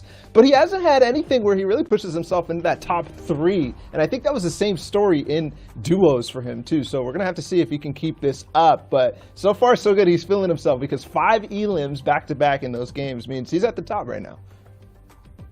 Yes, at the top indeed, as well as Wolfies. In the pre-show, Bala talked about this. He said, Wolfies, back-to-back great games, 6th place and 5th place there from Wolfies. Kind of different from what we're used to seeing out of him. Yeah, I think that's hugely different from what we're used to seeing out of him. Zeke, normally we see this guy play so aggressively, but a thing that I was watching when he played at DreamHack Anaheim was that he started to play, I don't know, very, very smart, very, very controlled, very, very passive. But when it came down to the grand finals of DreamHack, he kind of lost that a little bit, started W King a little bit, getting back to his old self. In this case, over 2 weeks, he's probably had one of the most average placements we've seen out of anybody overall. That's right, and let's not forget, dude, there's some players showing up, there's some not. Like, where's Mr. Savage, right? There's still 4 games left to go, but with that, guys, I'm getting word. It's time to get into games, so let's get popping into game number 3 of EU with Ball TW and Clay. Let's go. It's time. Game 3, and we still have a long way to go, but the story so far has unfolded. A lot of different names in the running. At the top, it's Snappy, holding on against Wolfies, but there's still some other names. Clay, Benji, and Andalex, some of the most consistent players when it comes to the solos modes. They're both in top 10. They are indeed, and that would be something I'm worried about if I'm in that top 3 threshold right now. I'm thinking, okay, I got to keep improving on my lead. Benji, Andalex, right there behind me. That is a scary position to be in, because we know them being very consistent, being amazing at coming back and playing from behind. They're players that can play from behind and get up into that top spot if they need to when it's on the line. And it is on the line for Milan right now. He's in Misty Meadows with only 3 other players. I think definitely a sustainable thing for Milan. And this is somebody who is definitely playing very, very well. 4 elims in the first game and 3 in the second, plus the win that we just saw him get over Snappy. We'll put him in 3rd place right now with 64 points. And I think this is definitely a good start for him at Misty Meadows. Yes, there might be 3 people dropping here, but it looks like he's got the majority of the loot on the backside, not having to split with either of those. Not having to split like Vibes is right now. Shots are going to come through. A nice tag there on the player above him. Does get time to pop these shields as well. Only 2 builds remaining. RPG coming through. That's going to drop one down. Not going to connect. Uses his last build to try to put the pressure on. Not letting this player heal. He's going to go from underneath the stair. Going to protect the other player inside the box. Shots coming through. He's looking a lot of HP. But Trulick's going to go down. Vibes tracks him perfectly and picks up his first elimination of this game. And that's Trulex, but Flick is still right here. Vibes nearby, and yes, it's a quick finish. You got to be so careful with these early game fights. Flick is going to take that, and I think that's going to put him in a good position. A lot of loot here, actually. The loadout very, very strong for Flick. One of the players who got invited, but such a strong competitive player overall. One of the most clutch I think I've seen in the EU region. And for now, though, only 8 points, but his setup is good to put him in a position to catch back up, because again, it's not that far. A good game will put you around 50 points. And with the first place right now being only 73, everybody's still in striking distance. They are indeed. Alpha only on 1 point, though, is going to sneak up on this player. Kira trying to make some plays happen, but Alpha getting a lot of damage off with that tactical shotgun. The continued pressure there for him. Nice stare through the edited window there. Alpha trying to keep the pressure up. The wall not going to be enough to stop him. The floor not going to be enough to stop him. He's going to take down Kira. I also want to point out Mongrel in the elimination feed picking up an elim. Yeah, that's a big one for sure. He's fighting over at Sweaty Sands, but Alpha still needs to find Slicks. We've seen this fight unfold a number of times overall, at least for Alpha, and this actually dates back way into squads for Alpha. Seems like so far so good for him, but it looks like only really elimination points, so it's where he goes after this. For him, Milan getting into a fight on the side. This is a really good engagement for him because, again, he got all that loot in Misty Meadows, and this player coming off of what is a scavenger route, what is lower in terms of loot potential. He's definitely going to be putting up here, and Milan should have the advantage. He should. He does have time to pop the shield as the engagement came through. He did lose some of that HP. The other player effectively lower, though. Or trying to be taken there. Milan is going to have time to pop the shield. Not going to actually get off the edit. Going to go through. That's not his wall anymore. Nice edit out to the side. And to put those layers in between can be very, very good. But the continued pressure, Milan down to 41 HP. He's trying to play around this big show when he really needs to play around shooting the other player, getting the elimination, putting the pressure back. Finally doing so. But I don't think Milan has got this. He's going to have to hit a big couple tack shots here to put the pressure back. This continued SMG pressure here from his opponent is looking really good for them. Milan, though, going around the top shade, trying to hide out underneath the builds, trying to keep the pressure there. Milan, I think, has found the time with that brick build to get the shield off, and now effectively they've reset the fight here. They're back on the same amount of HP. Milan still, though, I think has got the advantage. I'm wondering, actually looking at Milan's loadout, yes, he had that shield potion, actual pop. He's going to drop down and push a little bit more pressure, but I wonder if he left Misty a little too early. We have the game sound back, and he's still hunting for his opponent down below, but it looks like running out of materials on that side. He is going to get the high ground, though. Just a couple of builds to take that, but nice cone from Milan, and yes, he finishes it off, and yes, he survives another day. He survives to potentially have another really strong game. And he hit the big tags he needed. He hit a 50-plus and then an 80-plus tag, and that's what he needed. He could not afford to hit those 20, 30s that we know the tack is capable of hitting if your aim is not on point. Milan, though, on point today. He is showing up, and this might be some people's dark horses here. It definitely could, but I'm worried right now for Milan. Scully is so near him. He has no shield. He has no heals at all. He definitely wants to maybe duck back into Misty Meadows before this first zone closes. And if I'm Scully, this is the time to set up the beams. And there, I think he was just ready to do it. We'll have to see how that unfolds. CRR playing so aggressively still here. Though, at Risky Reels, he's on the backs of Dan, close on his heels. And trying to run away, but CR not a player that you can run away from. He's going to keep the pressure up, not going to connect there, using that SMG to try to get the spray off. This player kind of trapped in this awkward scenario. They can't really make things work for them. The shots going through. CR actually losing a lot more HP than he's dealing there. Shots going through, and he does end up getting the spray and taking down Dandan. Picks up his second elimination of the game. And we did see him play very aggressively in games 1 and 2. That leaves him on 29 points so far. It shouldn't be too bad trading a little bit of damage there in that fight because of the surplus of minis he has. He's going to have plenty of time to also refarm any materials he has out of Risky Reels, one of the better spots for metal. And you can definitely max out on wood there, but the brick a little lacking. It's okay. Plenty of brick nearby. Another fight all over the map. Definitely EU playing a little bit more aggressively in this game just to kind of feel things out. A lot of people maybe switching up their strategies. Blackie onto the player right in front of him. A full metal box, though. He's actually backed all the way up, and this is going to be hard for Blackie to follow up with. It is indeed, but he's keeping that pressure up. He's continuing to make that player go out of the full metal, now into brick. This is going to be even easier for him as Walls and Piece Control trying to go over to Blackie. He is going to get both of those pieces, and Mini going to go down. A very good play there from Blackie to get that elimination.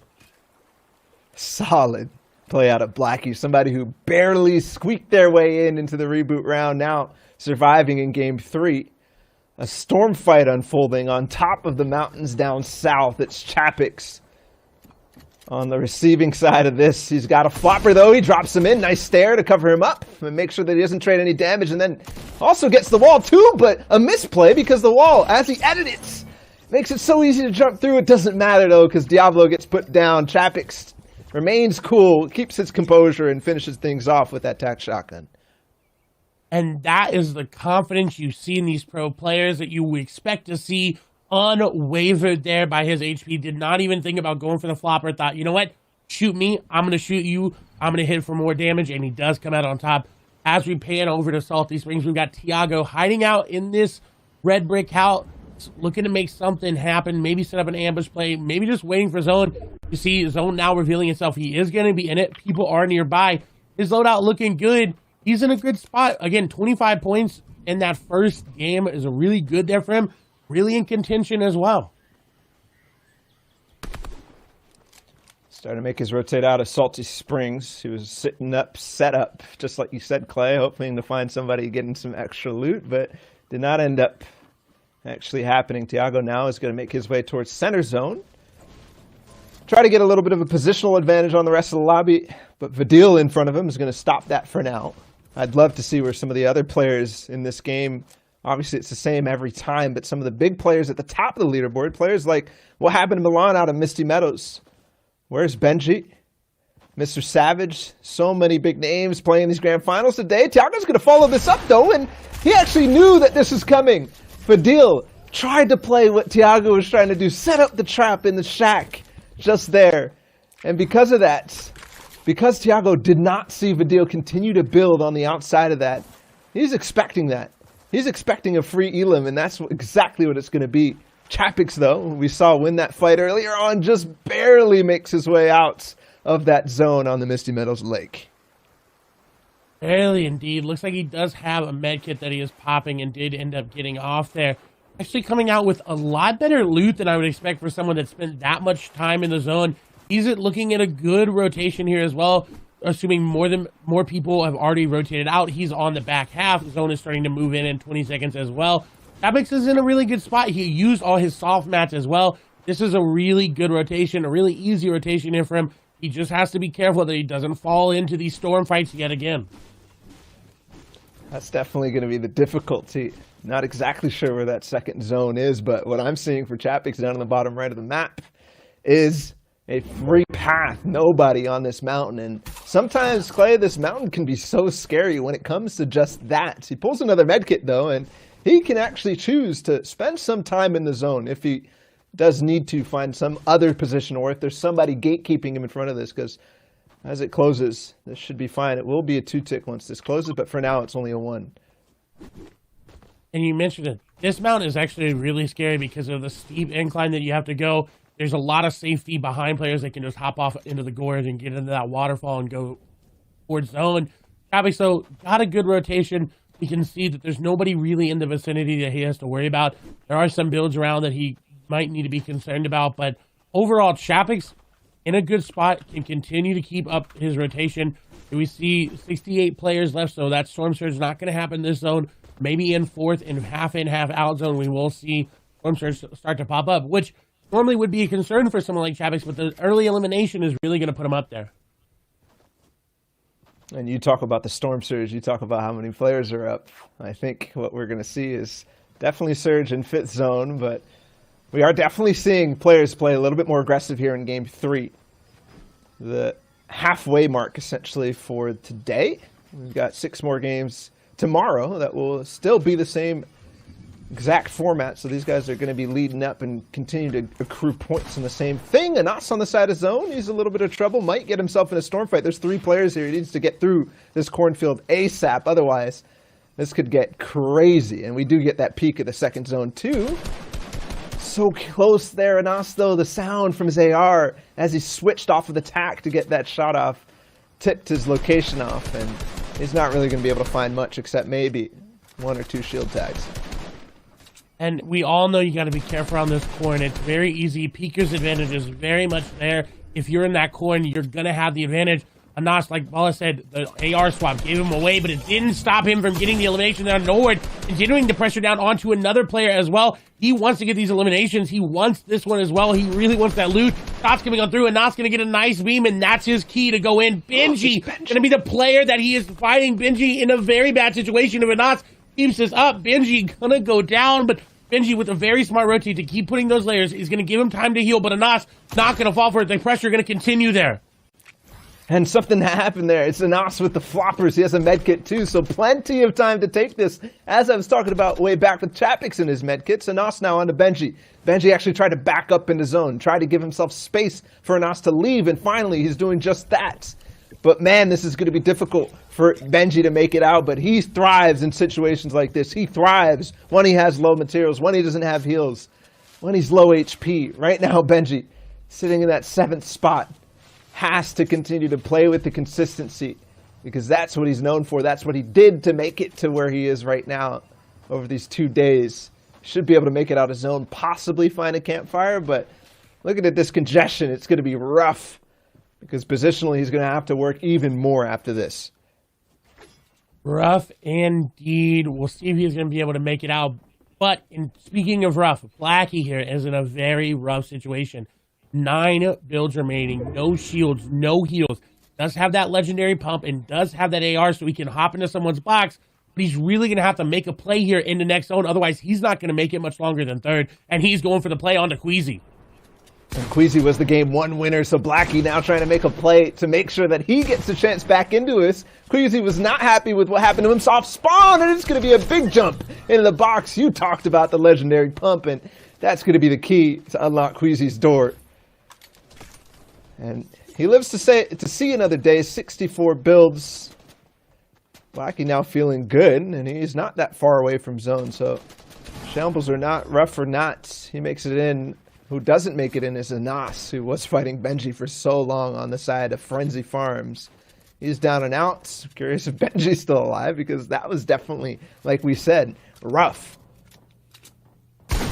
Wasn't Eden Blackie getting aggressive here in his box? He doesn't need to be that aggressive onto Kiriachi, but we know that Kiriachi wants to be aggressive onto him. That low HP could be the catalyst that Kiriachi wants to push this fight. He is very good in these box fights. When he is the aggressor, when he is on that front foot, when he is getting into your box, Kiriachi is one of the best at getting these eliminations in these close quarters.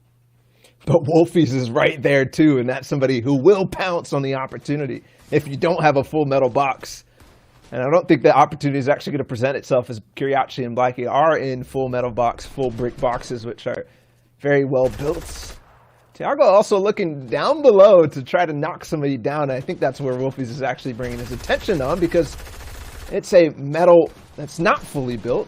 Possible heavy snipe. That fight up top still happening, by the way. Chapix just took out Milan. So Milan had no luck off of that rotation. A nice big pump from Blackie onto Kiriachi. And there, Wolfie's finally open. That's instantly the key for Blackie to turn those stairs on and make sure that he doesn't get taken out. And he is! Wolfies finds the gap, finds the moment, uses the heavy sniper to open things up and find with the AR another elimination. Wolfies now with 70 points, possibly going to be getting close to overtaking where Snappy was.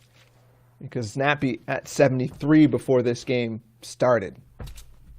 And you said he was going to pounce it. He was going to move. And he did. He capitalized on that elimination. The question is, where is Nappy? Where is... We saw Queasy, we saw Milan go down very, very, very early in this game. So points going to be around the same. Wolfies can take and run with this. He can take this lead if he wants to. And I saw Andalex there too. The player in 8th before this game. Another pickup from Chapix. Spraying him down. That's Vortex. 3 eliminations now from Chapix, where we saw him at the start of this in that storm fight. Up all the way down south on the Misty Mountains. Now coming out of that zone, coming all the way from pretty much a lost situation for a lot of players in some senses, and he still holds on to that hope. And his situation is great, Clay. He still has plenty of materials to work with, and a lot of heals too. Plus, positionally, now in 4th zone. And something to note, Benji back up HP-wise. Mr. Savage, we're going to tune in for the first time because he hasn't actually made it past 70 players alive so far, sitting only on 7 points. What can he do in this game here, though, is the key. I think the key for him is he does have that sniper in his inventory. Savage with the sniper is unmatched to anybody. He can hit shots that no one else is looking for, and you see him with it out. He's looking for the snipe shot. May come through here for him, but no, not going to find the angle. But he's holding it. Shot's going to go through, not going to connect. The Savage actively looking to get that sniper shot, to get that catalyst that he needs to push him into that momentum, into that rhythm that we know Savage can hit. And you just have the launch pad if he wants to use it. But nobody going so far. It's the game of chicken and the egg. Who goes first? Mr. Savage is not opting to do that. It is a max distance pull for him, but based on how spread out the zone is, look how the circle has players all around it on all sides. He's going to have to wait for other players to get in the air. Benji is down and out, so he's not going to proceed in this game any further, even though it looked like he had recovered. Mr. Savage, though, on the backside has to defend a little bit. A nice edit. Oh, my goodness. A mistake here from Kura. Not realizing... Actually, the threat and potential from the other side, possibly Storm Surge, was influencing them in that game. Possibly he had to make a crazy play on a Mr. Savage, and unfortunately it doesn't work out. It doesn't work out indeed. We'll see what he's able to do, though, with this launchpad coming through. And we are actually, unfortunately, going to have to hop out of this game. We're not going to be able to see the end. We'll see what Mr. Savage can do right now. I don't think we're even going to see this, but we do have the results from it. Thankfully, it was CRR who came out on top, Zeke, and that's definitely a switch up in things because CRR, we saw him in the earlier this game actually getting some elims at Risky Reels, but something to note is that he always went down in the mid game, no matter how many elims he got. He does come out on top though, Zeke. That's right, and just a small error there in the replay. Unfortunately, that replay did break right around there toward the end, so we did have to back out of that game. As Ball did mention, CRR was the winner. We will take a look at standings in just a moment and then get ready to hop into game number 4. Truly sorry about that, Fortnite fam. Sometimes technology just likes to do weird stuff and kick Aussie out of our things and drop me randomly even though you can still hear me. I don't know, it's weird. Technology, I'll never understand it. But guys, you know, that was a pretty alright game there. You know, it's hard to kind of get a sense because we didn't get to quite see the ending there for a lot of players. So I guess what I want to kind of talk about is what should we kind of... Now that we're in that halfway point, right, with only 6 matches to play today, another 6 tomorrow, now is that kind of point where a lot of these players, if they're at the tail end, they need to make big plays if they hope to try and at least build up a buffer for tomorrow. Whereas a lot of these other players that are toward the top, they kind of want to do the same just to hold that lead. Yeah, I'd say actually I'd strike a different tone on that. I think it's a balance between, you know, staying consistent and also trying to get that, you know, moment where you do rise in strong fashion. Because over 12 games, it's really about that. It's really about not only staying consistent, but also giving yourself the potential for those moments like Snappy at the top. But we'll see. Here's the standings after that game.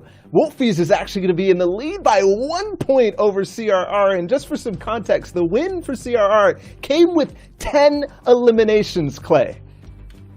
10 eliminations. That is insane. But we expect that from CR. When he goes on a rampage, he is going to go hard. As we see, 3rd place is Snappy.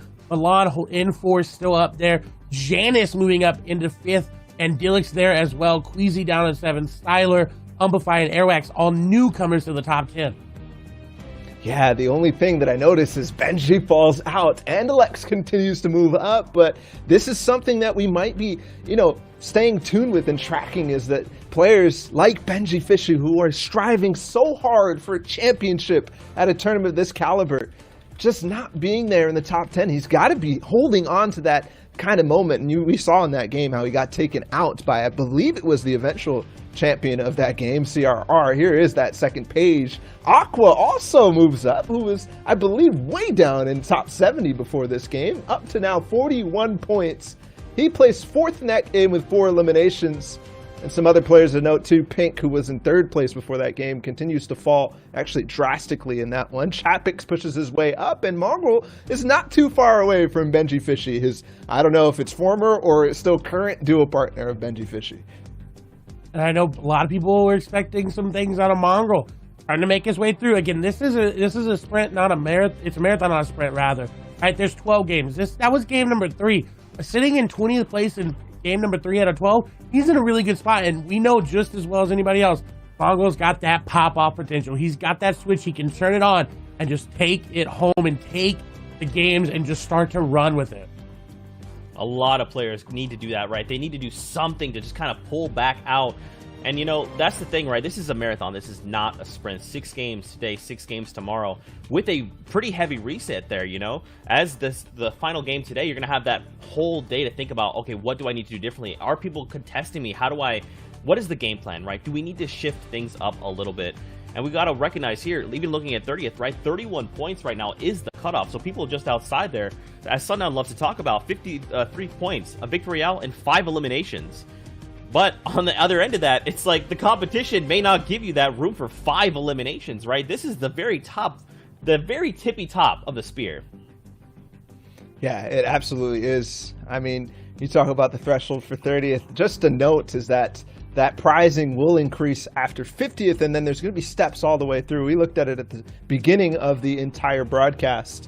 Some players here, Anas, 30 points for him. He was in towards the end game of a lot of other players, or in that second game where we saw Snappy come out in second. We're going to look now at the page where Mr. Savage lies, 19 points, but also some big names here, Zeke, because Nate, actually the reigning duos champion, only on 21 points right now. Andalex, his partner, way up there, but Nate obviously coming through reboot round right now. He needs to start pumping it up. Vadil, who has played so well throughout all these 3 weeks of competition right now, still laying around the middle of the pack. We move over to the next page, 51st to 60th, and also some others here. Rezon, Verox, Noah. Noah was second place, actually first place after week 2 on day 1, but fell to 12th after that. So right now, not able to maintain that pace in this stage, in this grand finals.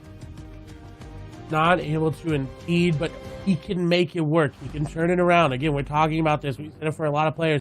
All of these players are of that caliber, of that, they're the best of the best here in Europe, and they can turn it around on a moment's notice. All they need is one game to go their way. One instance, like a grappler find on an elimination in the late game, could change your entire game around.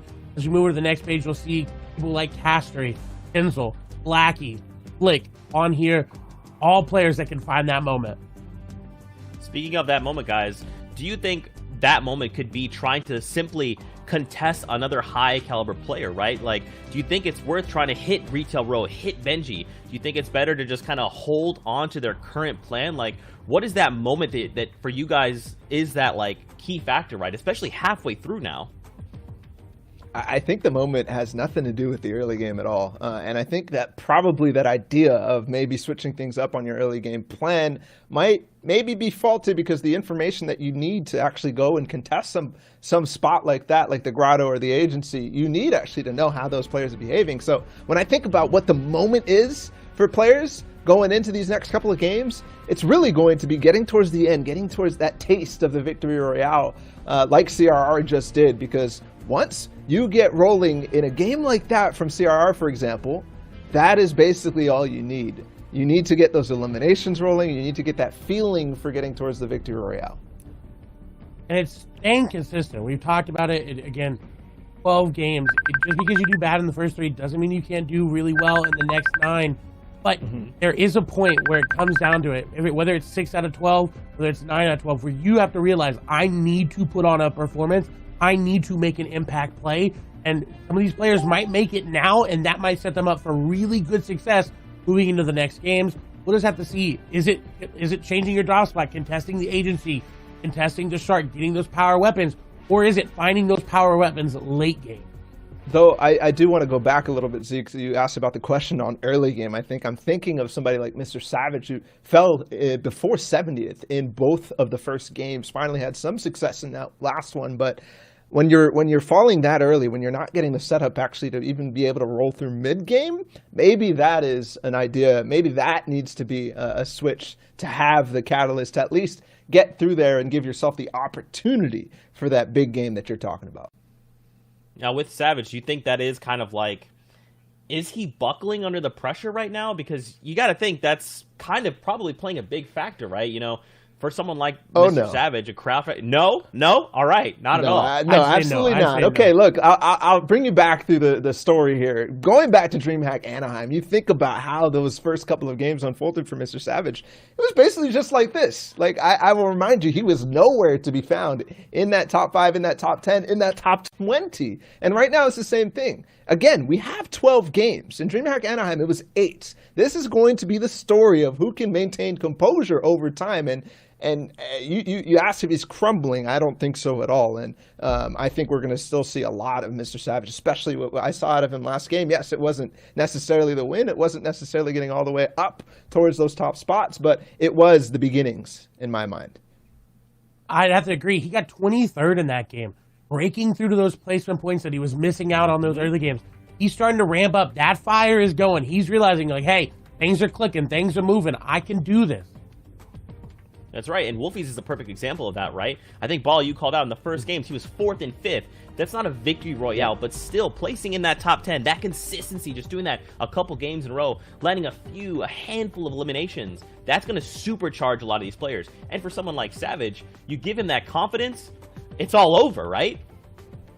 100%. And I think Wolfies has gotten that confidence. And I think it didn't start today. I think it started in week 1 and week 2 for his performances there.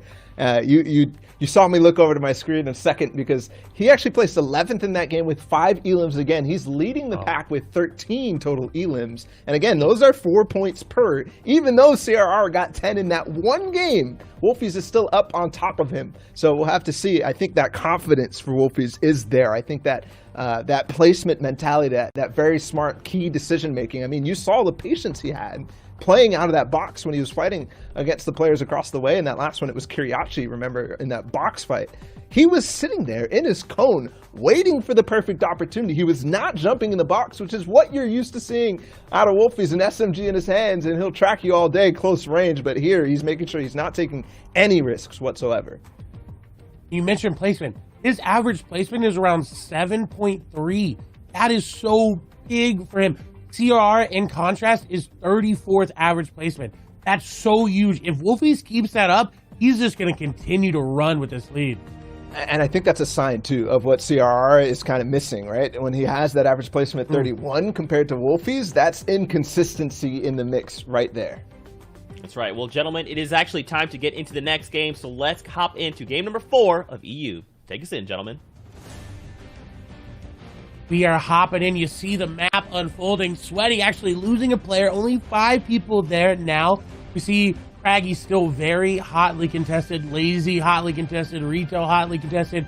And only assume the Shark is hotly contested as well. Too many henchman bodies there to really dive deep into it. But overall on the map, it's kind of the same thing we've been seeing time and time and again. And I'm wondering, I'm seeing a couple arrows down at the rig. I believe that's where our current leader in the standings is in Wolfies. At the rig with possibly 2 others. What he did in week 2 was phenomenal. Pretty much never fighting at the rig. We are going to see, though, Retail Row, Benji Fishy. He did drop a couple of spaces in the last one. There are a number of different players here. Moraine, and I know Moki was still dropping here as of the first 2 games, but how does that change? Speaking of fighting at the rig, actually Wolfies takes out Kaiser to start things off in this game. So well done from him, and that's definitely going to extend that slight lead that he had over CRR, and everything counts at this point. You just can't let it get to him to be aggressive, right? He gets that early elimination. If he says, you know what, okay, I got to Elim, now I can be a little bit more aggressive. That could be detrimental there for Wolfies, but with the way he's playing game after game, I think he's going to keep it under wraps. I really like what Benji's doing here against the Swedes. He's just standing still. I think he's just waiting there to try to get a surprise. You see, baiting the chest out as well. And Swedes is going to fall for the trap here. He is looking cautiously around. We'll see if he does end up going into that shadow base. He is. Door's going to come through. Cone actually going to go through. He's blocking it off, but little does he know that Benji's right there. Shots coming on through. A lot of damage being taken from Benji's side, and he's going to go down. What? Oh, I don't want to say. I don't know. You called it perfectly, Clay. That was definitely a bait idea from Benji there. Getting that chest audio makes it so that you're not going to be thinking about players nearby, but Swee's perfectly reading that. Not necessarily perfect, but at least expecting it. You saw the careful way he went into that doorway as the player's coming over the hill. So Benji takes a big hit. And honestly, that is scary. Meanwhile, though, at the grotto, Thomas is following through the actual trash right there, and it's going to pay off for him against Noword. So well done from him. A scary moment whenever you go into one of those, especially chasing down a player, but he must have known the HP situation, the material situation, and the loadout situation wasn't good on the other side for Noword. Thomas is somebody who was playing significantly well in these FNCS Invitationals to start things off, but in week 2 he fell a little bit down that ladder. One thing to note, though, is that this guy is playing so well in all of the different Cash Cups. He literally came, I believe, first yesterday in the Cash Cup. That was played while the reboot round was going on. So really nice for him. And he was also playing super well in that charity tournament that was going on with his duo partner. We are seeing now, switching perspectives a couple times in this game, Moki switching drop spots. She's all the way on the other side of the map from where you would expect her to be. And with 3 points, I think that she's looking for basically what Zeke was talking about, a moment of clarity to reach on in these next couple of games. And this might be that for her. She does have much better loot than we've seen her come out of these POIs with before. She had an original plan to go to that gas station over there that she was dropping at during the prior rounds, but deciding to switch it up, go into Retail Road, did not work out for her, so she's going to Plan C. Plan C could work out. It's looking well as a Nos getting some nice shots there into Frenzy Fishy. Frenzy Fishy looking very, very bleak. Heals were popped there, though. We'll have to see what a Nos is going to be able to do. Good piece control. The cone over the top is concerning there for a Nos, but nice wall on there. The stair, but the stair went the other way. Nice shot as well. Good continuous damage coming out of a Nos here. The question is, when is that shot going to come through? The cone actually going to get him. He is in it. Nice shot through. Very good awareness from a Nos, and Frenzy Fishy going to go down to that edit. And with 34 points, Anas still keeps hope alive, at least in this game. And yes, he's going to emote on his opponent, make sure that he knows that Anas is the king of this hill on the side of the map. And I have to commend Anas for that fight. Everything looked so good. I mean, the first thing that he did in that was fantastic was how he was staying close to the walls, making sure those angles from his opponents were very difficult to actually find any significant damage. And then after that, obviously getting the cone in there on top of him, and to break that floor instantly with his tac shotgun rather than trying to run up and pickaxe it will do very well for him. And we will see him now have to make a rotate on the side of the map, but looking at that map, it is on that end, so he doesn't have to go too far. He shouldn't spend time in the zone at all. He's just going to start to make his fishing route with that harpoon, possibly going to start to do what the BL guys love to do, the Become Legends team of Frey, Anas, and different players like that. The floppers. Maestro, though, in a fight. Yes, he makes it count, Clay. He does indeed, and that's against Swaggy there. There's another player coming in, though. He's got to be careful. The edit coming through, the confidence coming off Maestro here, but he's losing too much HP to be that confident. Stare with the top of the head is going to protect him for the time being, but these edits going to be very hard to hit if he doesn't get out of that window area, and he does. So now in a safe spot to pop the shields. Does have a medkit, but it's going to be way too hard for him to get it off. He's going to commit. I think the metal that he built, they're going to protect him just a little bit. Drobin, not able to find out exactly where Maestro went. This is going to reset the fight a little bit. Reset for the time being. Maestro still stuck, though, in this wall. He really has no other room to work with. And again, he's making this peek on this door. And he does get some control off of this side of the base that Drobin had built. And actually get the loot off of that, too. get the big pots. Doesn't close things off, doesn't indicate exactly where he is, even though there's a sound cue for the shield potion. Still want to be able to track that another participant entering the fray. It's Dexy, and things could get really, really sticky. Things could get really, really confusing. But what I'm seeing, the tendencies out of these players right now is that none of them actually want to fight. They're actually just using this house, this gas station, as a position where they'll maybe find some Storm Surge tags if necessary, but also just wait out this first zone. And you see Dan doing it nearby as well. This is going to be the theme right now.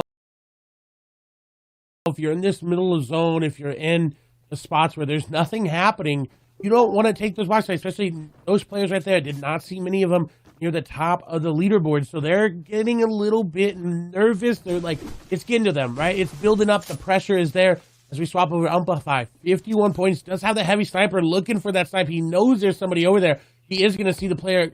I believe that may have been a grapple coming on out there from that player. We'll see if he's going to be hit it. And again, these are the impact plays we talked about with Zeke pre-show, right? We talked about how these players need to find that moment, find that catalyst, and this heavy snipe could be it. There's a brief moment of opportunity, but Amplify not in his position where he could actually take that shot. Unfortunately, the other player now sees where he's at. And I think that tag is going to be all she wrote for this one. I think Amplify, although zone stays close, yeah, he is going to back down over this hill and make sure there's no time for other players to hold him here in this position. He wants to make sure he can get somewhere good for this next zone. And as you can see, again, we kind of shift gears. Game 3 was very aggressive, Clay. Game 4 here, maybe players are playing a little bit looser than Game 1 and Game 2, but they're definitely going for these tags, but backing up and playing for the end game because they know that's what counts. Wolfie's lurking up on Mongol. This is a big one. Starts it off with a nice tag. He's got the heavy sniper too. But he's not actually going to use that. They're both going to back off over towards the house. This is what I'm talking about. Wolfie's making another smart play. Again, disengaging from a fight. This is not something you would have seen Wolfie's after his World Cup performance. The confidence he had. He would have been pushing every person like CRR much would have done.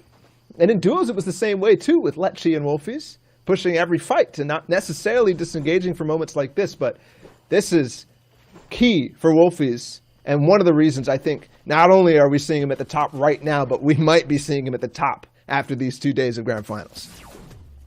That was very, very smart. And I'm very surprised that Wolfie's had the discipline there to realize, hey, I got the tag. I don't need to go in. But now it's going to be in a bad situation as Noah Riley continuing the pressure. He got the early tags on the Wolfies. Wolfies did have to try to heal up, as we do see in the feed. A big elimination. Aqua taking down Mitro. Very big for the entire lobby, as well as Nate going down there to Queasy.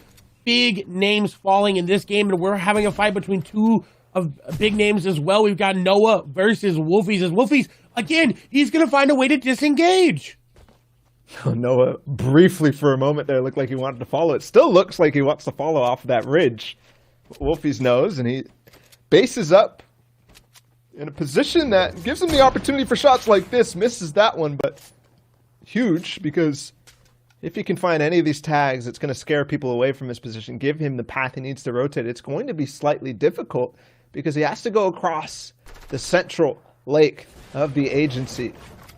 And sometimes that can cause trouble for you. If the Drum Gun player is still lurking, we're looking at another fight here at 7 Tor. Yeah, so I'm not sure who's up above him, but he's on the back foot.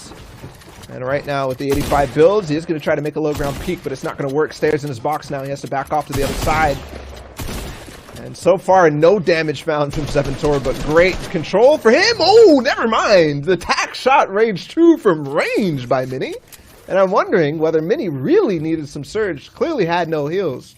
So maybe he just was holding on to a, glimmer of hope in the fact that he might be able to beam 7 Tor down and get the Siphon in his heals. But no, it doesn't work. Mini down and out.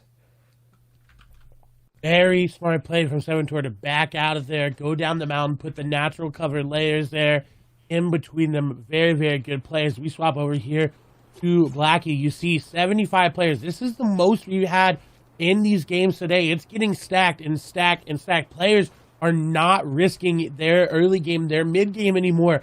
And I think the trend is going to continue. You see Blackie who 87 builds does need to find an elimination to get that in-game mat count up, but he's sitting, he's waiting, he's moving around, he's trying to get any information that he can. And this is a little bit different from what we've been seeing out of EU, that aggression for a lot of players, not there. I think whether the Elim is 4 points or not, these guys realize that the best position to put yourself in is to maximize your point potential. A key theme that I've been talking about forever, even back towards the first Winter Royale. That means that getting towards endgame and finding eliminations in endgame are so much more meaningful than anything in the mid-game.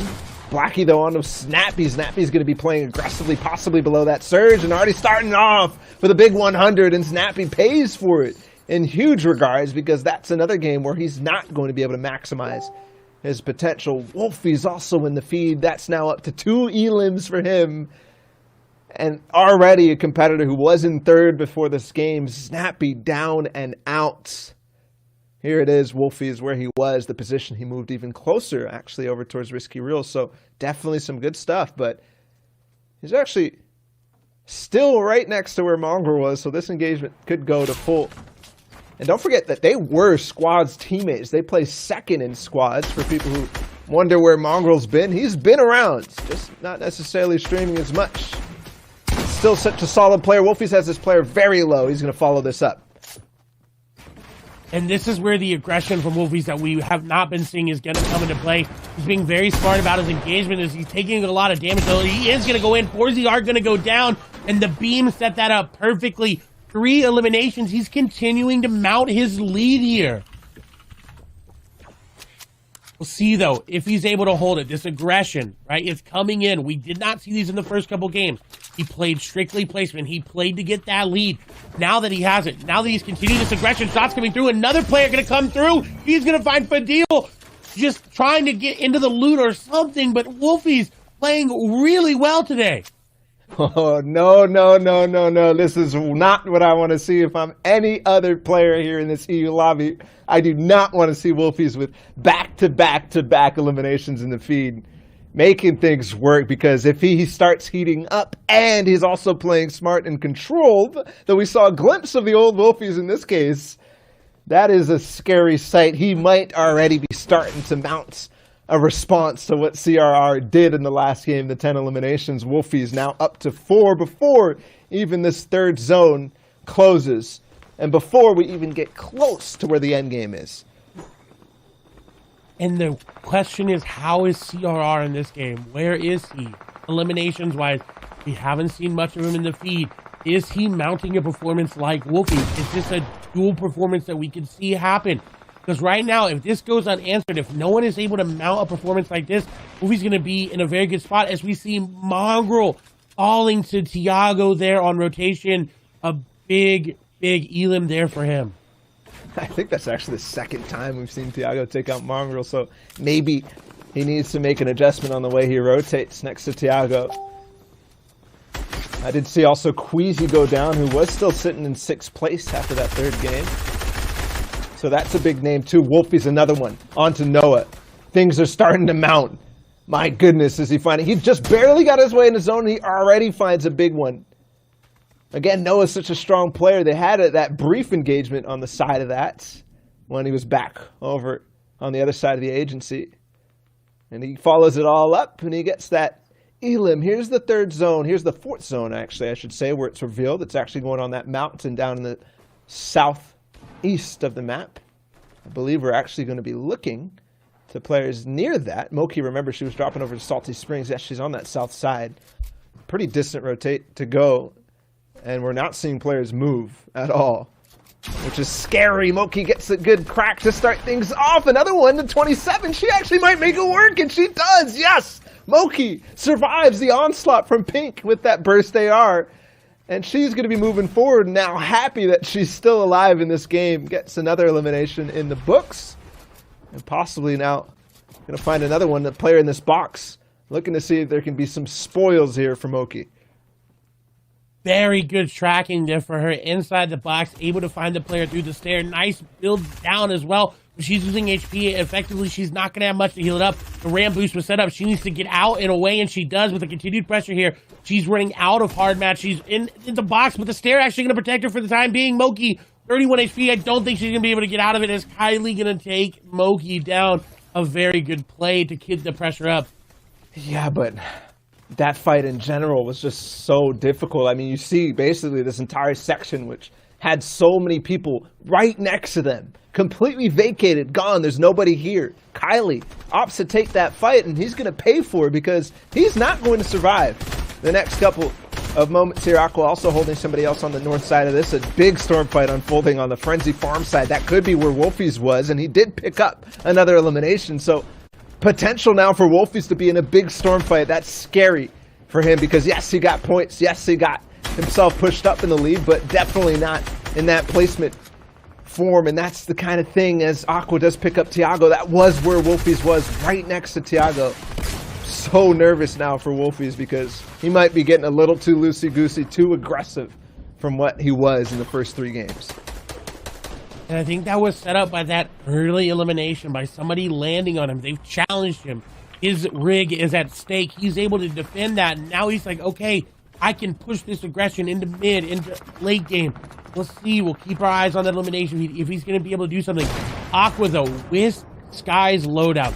First time we'll be able to see him go to work. He was another player starting to break up into that top 20, into that top 30. Couldn't remember exactly what place he was on, but this is a player we all know we cannot count Aqua out this early on in the tournament. And it was a rough run for the Invitational for him so far. I mean, barely made it into this stage in week 2 and had a middling performance in week 1. Wolfies is alive still, and he's still W King. He's got heals as well. A flopper, if he really needs to make this work, he's going to dip into Storm a little bit. And yes, this is an ingenious rotate, but he does not stop there. Oh my goodness, Wolfies finds Fant to try to make a crazy rotate. And now he's a little bit in trouble because zone moving. There's players down below him, but he layers right up. He's going to be able to tunnel his way in, but only 11 builds, Clay. That is not where we would expect him to see. We talked about how great he was playing placement-wise, and now going to go down. This is shades of Wolfies. We did not see it all today, going down so early, not playing for placement, got way too aggressive. We're going to have to see how he comes back to it. And I did see, as we hop on board with Scully, I saw Milan, who was in 4th place before this game, and I also saw Andalex in 7th. CRR was in 2nd. They're all grouped up at the bottom of this hill, so Scully has an opportunity to have huge impacts on the leaderboards at the end of the day. Wolfie's clearly pushed his way up. Even Janice is in here, who was in 5th, so many players still alive at this stage of the game, though. What can Scully offer? Because on 40 points, he's still possibly in the pack, in the running for this, as he picks up Teak and Alex also on the MXR. And Scully, this is the game that can start to ramp him up. If Scully gets going, if Scully gets that momentum in his hands, he is so good at keeping it and rolling with it. We'll see if he's going to get it. 3 eliminations. Zone is pulling away from him, though. He does have a launch pad. He is near the low ground, though, so he can easily recycle one as he's looking for eliminations. He is going to find shots. He is going to get elimination there onto Anas as the launch pad was used. He's going to go ahead and just try to beam this player out of the air. Fortunately, not able to find it. Has to use his own launch pad, but a very good play there to look for those eliminations to continue to keep him moving up the point threshold. And this is key for Scully, somebody who had a legendary run through the DreamHack Open qualifiers, but did not make it all the way through with the semifinals. Same kind of story in FNCS duos for him. But when he makes it to the grand finals, he does so well. Definitely was a story that we followed all the way through the duo portion because they clutched up multiple times and then made it really work for them in the grand finals. Scully now starting things off with a nice pick-off. Now layering up. Moraine in this, Mr. Savage in this, 2 grand final winners of DreamHack. The solo competitions. Thomas HD, who we started at the beginning of this game, started off so strong. Andalex still alive in this game. Aqua as well. Airwax. So many big names. Who is that on height, though? I can't quite see. It's Janice. Yes. And you talked about him having that potential to win the game on high ground. The issue for him is the players grappling, launch padding on up. Andalex getting very close to high ground, has got to be careful about that. His HP is very, very low. We see Aqua just sitting there waiting in the middle while Scully's looking to launch pad here. He looks like he could go for high ground, but quickly avoids it. Does not have the builds or the HP to really challenge it. But you know Scully's not afraid to do that. Gonna get a nice mid-ground tarp here for him. Does get the chance to pop the flopper as well. This is good for Scully, but what is concerning is his 6 builds remaining. His Aqua is now on the high ground. Surprise, surprise, it's Aqua again. The story that we always see is, where is Aqua? When it comes to Grand Finals, when we look at 7th Zone, he's always here in this spot on height. Again, Aqua with Sky's AR, with the grappler too. 3 eliminations as well. He's definitely starting to roll, and I don't think he loses games from this position, Clay. I think that this is the chance for Aqua to possibly catch up to Wolfies up at the top of the leaderboard. It definitely is, whether it's the Sky's AR, Brutus's minigun, it does not matter here for Aqua. He has got the high ground, and you know he knows what to do with it. Taking down Amplify, eliminations rolling in, going over old builds. This is set up perfect for Aqua as Mr. Savage goes down to Thomas HD. Aqua doesn't need high ground. He says, you know what, I'm going to go down for some mats. Player was right nearby, but he's got to be careful about giving it up. He says, you know what, I've got a grappler.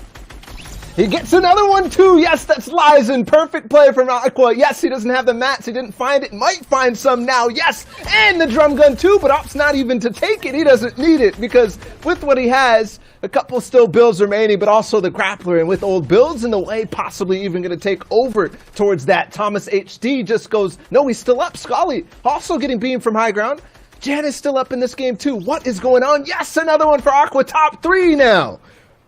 Aqua getting everyone. Scully in the game, though, it doesn't even matter. It seems like Aqua is running away with this. The points are what he needs. He needs to keep going with it. 87 points. So many up for grabs here. The Victory Royale. 2 more elimination shots coming through here momentarily. This player trying to challenge for high ground, but I don't think they know who it is. Shots coming through. Janus going down. It's Scully. It's Aqua for the Victory Royale. Aqua dropping down. A lot of damage taken. A lot of damage down. Aqua, though, with the shotgun shot, could have put it back in his favor, and he does. 8 eliminations of Victory Royale there for Aqua.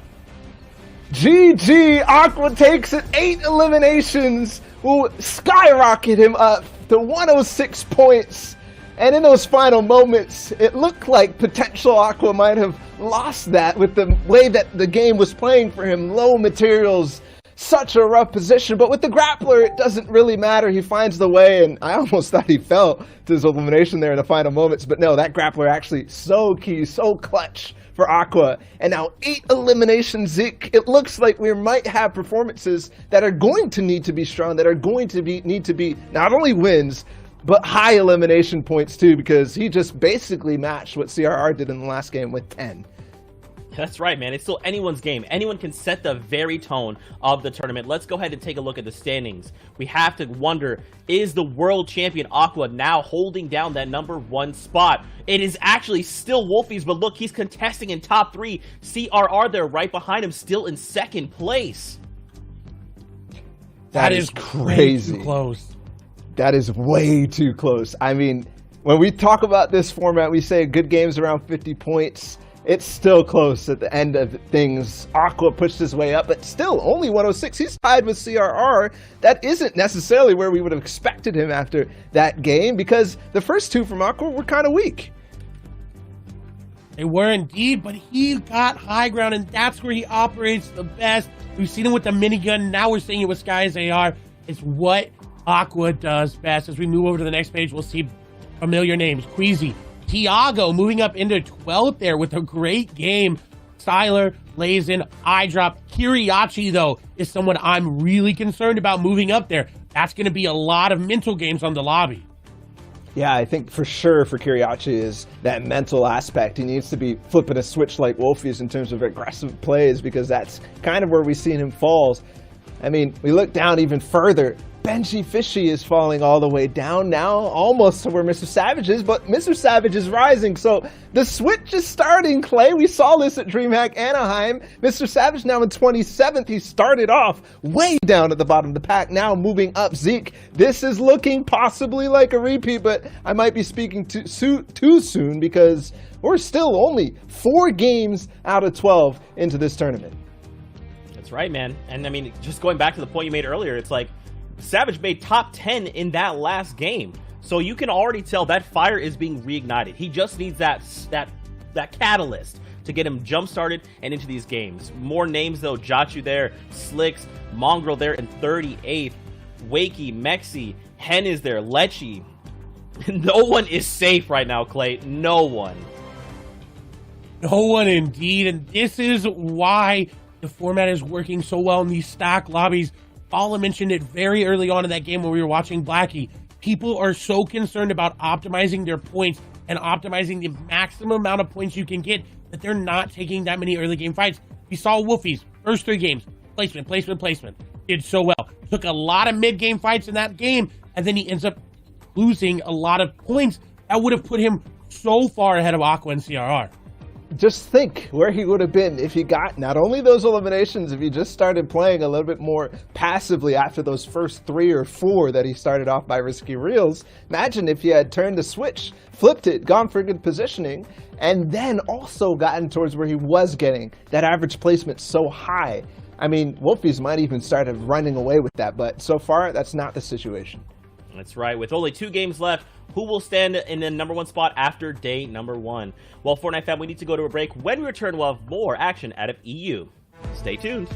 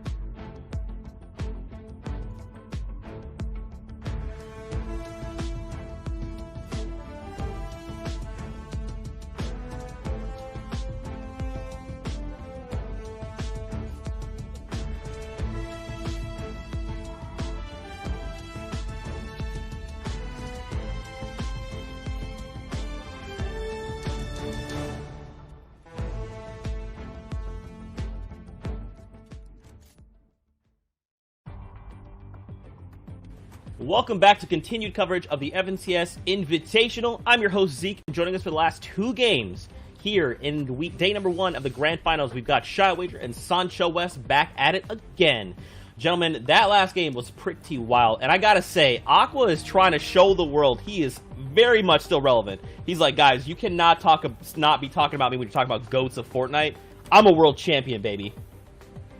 I mean, the man's not a goat. He's a lion, king of the jungle, because that entire build fight at the very end, the entire game, was just so hard to decipher and move around with. But he was there every single moment, either hiding in the shadows, lurking in the forests, or just striking people all the way down to the very last elimination. So, man, Aqua, since Worlds, even before then, as a solo player himself, has been an underrated king, and now he's in the limelight. It's dope to see, and this Invitational is like barely even getting started. We have 2 whole days. This is just the start of day 1. And we're seeing that the power of the mythical weapons in the hands of these great kings or lions, as Shayo say, combined together, it makes them very strong to get the victory royale. He was able to grab it, holding on to the very last second, and everyone was saying, where was Aqua? Where was Aqua? Before you know it, he's sitting on height and that power position. But I mean, we're talking about some great performances. I like to call out Scully. I mean, Monster mentions him at the beginning of the cast, having a kind of a different kind of landing zone in the pipe areas down south of the Slurpy Swamps. Being very successful in racking up so many elims at the end game there, Shayo. Yeah, I mean, it's not just about what happens at the very end and who wins. We have to remember, there's people popping off all around the entire map, all over the leaderboard. I think Balo mentioned the relationship that Benji and Savage have right now. I feel like every solo tournament, these guys are head-to-head, either on low ground, where it was at DreamHack, or it's just like on the leaderboard, side by side, passing each other, going up and down. I'm pretty sure they're the favorites of a lot of people in this tournament to win the whole thing. But obviously in solos, there can only be one winner, and they're not even in the top 20, or like, you know, they're very close to it. So so many different names, so many different people. It's just really dope to see, Zeke. And that's the thing, man, is with 2 games left here on only day number 1, that's still very possible, right? I mean, we've seen Wolfies pop off. We saw Aqua rack up eliminations in the Victory Royale. Like, this is still very possible. You just need that catalyst. You need that moment where you can say, this is it. This game is mine, and full bore with all the confidence behind you, right? Like, on top of that, we still have a whole another set of 6 games tomorrow. So it's not over until the final leaderboard, until everything is said and done, right? So a lot of these players, I feel like for some of them as well, some of them might feel like they need to kind of buckle on that pressure. But for some of these other players, you're going to be like, I got 2 games left. All right, baby, you put me in the hot seat. I'm about to show up. It's tension. Yeah. It's tension. There's like a different type of vibe right now, because even for me casting, right, games 5 and 6, it's usually the ender. It's done. But for a lot of these guys, it's just the pit stop in the race right now, but it's still kind of the final games of the day. It's something a lot of these players who are new up and coming aren't used to. I think the last time we saw it was Katowice, but like other than that, a 2-day format hasn't been used to this extent before, and it's solos, which is, you know, that much more different. So it's just going to be cool to see what confidence looks like once these games are done, and how game 6 is going to specifically look. Is it going to be that classic stacker? Are we going to see a few changes, or are people going to hold true all the way to the very end at their drop spots in their mid-game rotations?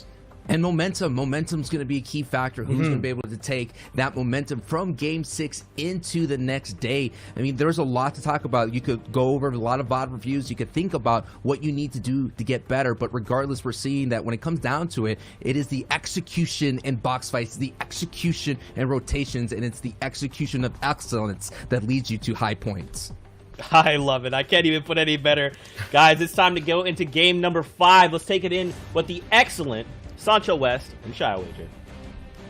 Let's go. Taking a look here. It is game 5. We got 2 more of these set lobbies to go before the end of day 1 here at the EU Grand Finals. And we're taking a look here, Shayo. This is almost a kind of repeat. A little Sweaty Sands getting a little bit less populated. And we're taking a look at Lazy Lake. Lazy Lake has been consistent. You know, Airwalks is sitting right there in the top 10, just on the edge there.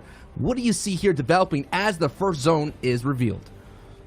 I'm seeing a change of routine for some people. I'm also looking at the player count not dwindling whatsoever, while people are already landed onto the entire map of Fortnite. 95 players holding strong. As I slay that, Teak gets taken out by Slicks, but at the same time, people are changing their routines. They're just holding out and playing for a little bit more information, because right now, it's all about staying alive till those placement points get divvied out. It's about getting as many points as possible. There are only 2 games left here, Sancho, and this is game 5. Game 5, and this is a nice spot for Aqua. This is what's known as like Fish Island in the community. You have so many opportunities to fish in like about 6 or so of fishing spots at least, and sometimes you have a nice upgrade station. He could kind of farm this area, walk away with a stronger pump if he wanted to, but it's a very chill spot. If you're taking a look at a lot of the research that we did, there's not a lot of people that will contest Aqua, and I don't think you're going to have a lot of people changing at this point, as we're on board here with Wolfies, and he's leading the pack like the wolf that he is. He's doing really solid here at the rig. I did see him in the earlier games that sometimes he likes to mix it up and land agency, but no doubt this rig spot for him is working really well for him, Shio. Yeah, he likes just going straight up for these power POI positions, likes having the best loot possible, and the high concentration of shields available in all these different vaults around the map. You mentioned agency. The rig has a very similar type of breakdown. But at the same time, when you're at this side of the map, it's kind of different in terms of your entire game and how it plays out. You're always running into people when you want to rotate, right? The rig is at the very corner edge of the map. Has the heavy sniper too. Because of that, he'll have an advantage in every single box fight. I've been watching his, doing some VOD reviews on Wolfies. His combination with the heavy and the RPG, I know he left it behind, but if he combines those things, win those 4 third circles, things of that sort in that mid game, he will look for opportunities to send a rocket into a build and then hit it with the heavy snipe at the perfect time. He racked up so many elims in the previous games here at the Invitational. Oh, you're absolutely right. Wolfies, if there was a word that defines his type of playstyle for the entire lobby, he's a catalyst. He makes it so that your game either has an opportunity to breathe a little bit because there's someone else around you getting affected, or he just makes your game kind of end and you get focused by the entire lobby because of the loadouts he chooses to just use and abuse sometimes when it comes to being right next to boxes. He never hesitates when he has an opportunity, and that's what makes him such a great player, such a standout, individual in the European scene. But he'll be uncontested at Rig. This is reputation on the line, and no one wants to, go head-to-head. Right now, though, Anas once again fighting off against Frenzy at the edge here of the map, and things are getting a little bit spicy. I think we have Frenzy's shield almost knocked off, and Anas is taking over this entire fight. A launch pad denied, and now in the same box, Anas cleans it up. That is that reputation that we're talking about. Frenzy did go down to Anas earlier, and that made him try to get away with the pad, and Anas was able to catch him. I did see in the feed that Savage did go down to Red Rush, so we're seeing these rivalries come out in these landing spots. We're seeing people win and lose, of course, but I think Anas is totally letting Frenzy know, this is my land. Do not come here any longer. Let's see if he comes back, if Frenzy goes back there in the next day. But here we are on board with Mini. These safe houses are pretty popular with kind of like the outside, the POIs. They're still pretty strong here, Shio. You could get yourself some nice opportunities to walk away with the heavy sniper, as we call the problem solver. And looks like Nyson is using this porta potty as a way to hide his opportunity to get it. And oh my goodness, Mini says, nice try, but I got you. 11 points, so Mini is looking for that catalyst to jumpstart their run into the grand finals. And Mini will own all of that. Unfortunate the cone was there, but fortunate for Mini overall. We'll tune in with both Fremont, Kiriachi, and Lucia all the way at Weeping Woods, and someone's going to end up crying after this one because these are 3 huge names just looking to get out of here, get eliminations, but they're sticking around, going for these fights. Kiriachi will be the one to activate things on the wall, looking for his next shot to divvy down, but overbuilding at this moment, making this fight a little bit too hot. There is another party lingering around. It's a 3-way battle. Fremont is low. Anything can happen. Fremont taken out. Now Kiriachi both controls a launch pad and this entire fight. Controls it very nicely here. Kiriachi is one of the favorites out there all around the competitive Reddit, subreddit, all that stuff. Kiriachi has been a name that a lot of people are saying to look out for, and Lusa's going to have to look out for Kiriachi as well to not gain it. At this point, Shio, they know who's around. They know that no doubt, and they see in the feed that someone just got eliminated nearby. I have to be careful, and it's going to be another battle for Weeping Woods as we're seeing Sweeze, the reboot winner of the EU area. This is interesting. Sweeze is actually doing pretty solid here with 48 points. So that is one of the things I want to keep an eye on. Can someone who's been competing, this is day 2, at competing at a high stressful tension area here, Shio, can they continue to be successful and ride that wave that they got from the reboot round? It's success in that tension as well. He was first overall in that reboot round, so he knows what that word means, momentum. He knows what winning's like. But at the same time, these are against now the top 80 players who didn't actually get to play against yesterday, at least, when trying to qualify for this portion of the competition. We'll see exactly how Sweeze does, where he moves, what his game plan is when it comes to staying central overall on the map. It gets risky if you're caught out, especially in a lobby like this. You'll have the likes of Verox, Lecce breathing down your neck. You never want that happening at all. But Sweeze will be right beside an entire gas station that he can just mine up over and over again. He'll have a good base, but I'm pretty sure he wants to stay mobile, get tags, and be ahead of the competition by at least a few steps. Yeah, and Sweeze is ahead of Lecce right now on the leaderboard, so he's doing really nice, working his way, and he gets the third-party hit right there, and he's going to keep on the pedal. He's going all in with that rocket launcher here, Shiloh. He's going to have this nice opportunity to steal another 4-piece there. That was a great use just to get that guy away from his loot. We've been seeing in solos, a lot of people like the vulture loot after an Elim. Yeah, and right now, the Elim does not stop, and it won't stop coming at all. It's going to be Sweeze and Lecce fighting hand in hand. I thought Sweeze would have the upper advantage, but now Lecce controls the fight vertically at least, but he gets affected from the back. There's another big star moving right over. 78 players left alive, and 3 of the biggest ones are here at the gas station, Sancho. Yeah, and Sweet says, nope, I'm going to go ahead and just get my way out of there using the river as to boost his way out of that fight. I mean, that's a smart disengage. You see Lechi, you see Benji, all right, you take care of that, you two titans of the Fortnite scene, as Matzo here using the rocket launcher, pestering Mastro on the low. Let's see what happens here with 50 points so far, doing really well in this tournament. That's going to put him at a very great pace for the rest of the ride here. Maestro, at least in the top 20 here, and he has himself a stack set of loot. And I think you just got to be careful going up against that rocket launcher here, Shio. You don't want to expend too many mats because that rocket launcher certainly gobbles him up.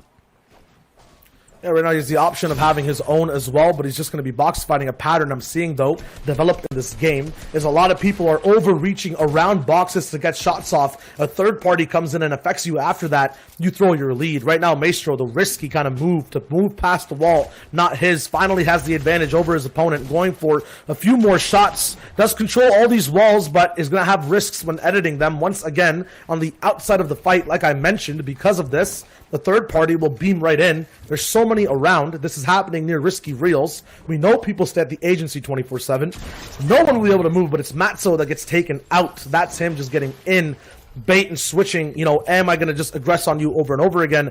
Am I going to calm it down? Won't matter if you're in my base. I can pick and choose. Maestro with a very nice decisive fight. Yeah, sitting at the top 24, but now we're on board here with number 1. That's Wolfies. 125 points, has a fantastic kit.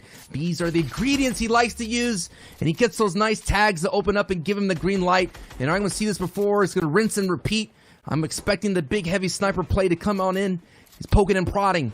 This is an opponent trying to get away. No doubt looking for that big-time ramp boost. He's going to sit right above him here, Shio. And he's going to, again, they talked about it a little bit earlier. That discipline to disengage, that one little shot to Wolfies is time to back away. I was going to say, is he moving a little bit too fast in this competition because he has this big lead? But, you know, we're seeing right now that he knows exactly where he is. The self-awareness of both his position, his points, very smart. Breaks off that fight, as you mentioned. Now moving forward, one of the trickiest places to rotate on the map, Salty Springs. A lot of people try to converge over here from Sweaty, Weeping, Holly, Hedges. It gets very tricky in solos with 100 different entities all over the map.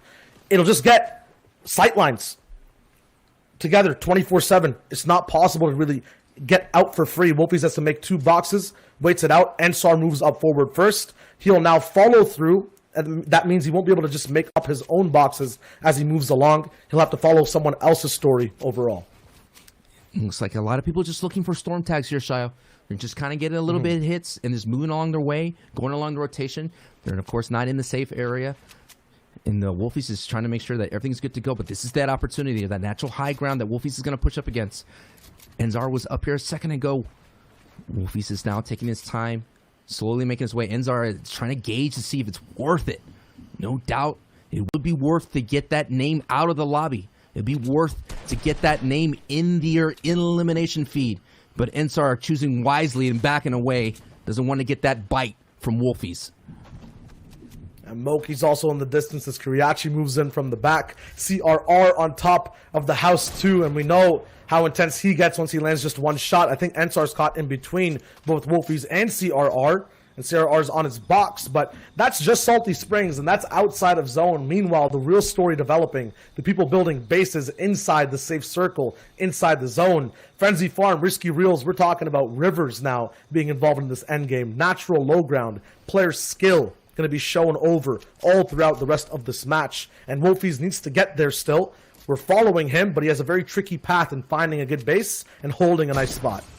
Ooh! But the tricky shot goes right in. Wolfies gets another nice tag. He's going to keep using that, letting that player box up. I mean, once you get hit with a heavy sniper, Shio, that is like, oh, all right, I'm going to box up here and not move for a hot second because someone has their eyes on me and someone has a nice hit. And Wolfies catches Enzar. You try to get me earlier and Wolfies returns it. And he's looking for more action. The opportunist of Wolfies is racking them up right now. And he says he's going to be aggressive. He has to be careful, Shio. His aggression could lead him to slipping away from the lead, because he does have Janus short on his heels, especially with those placement points that Giannis has been getting.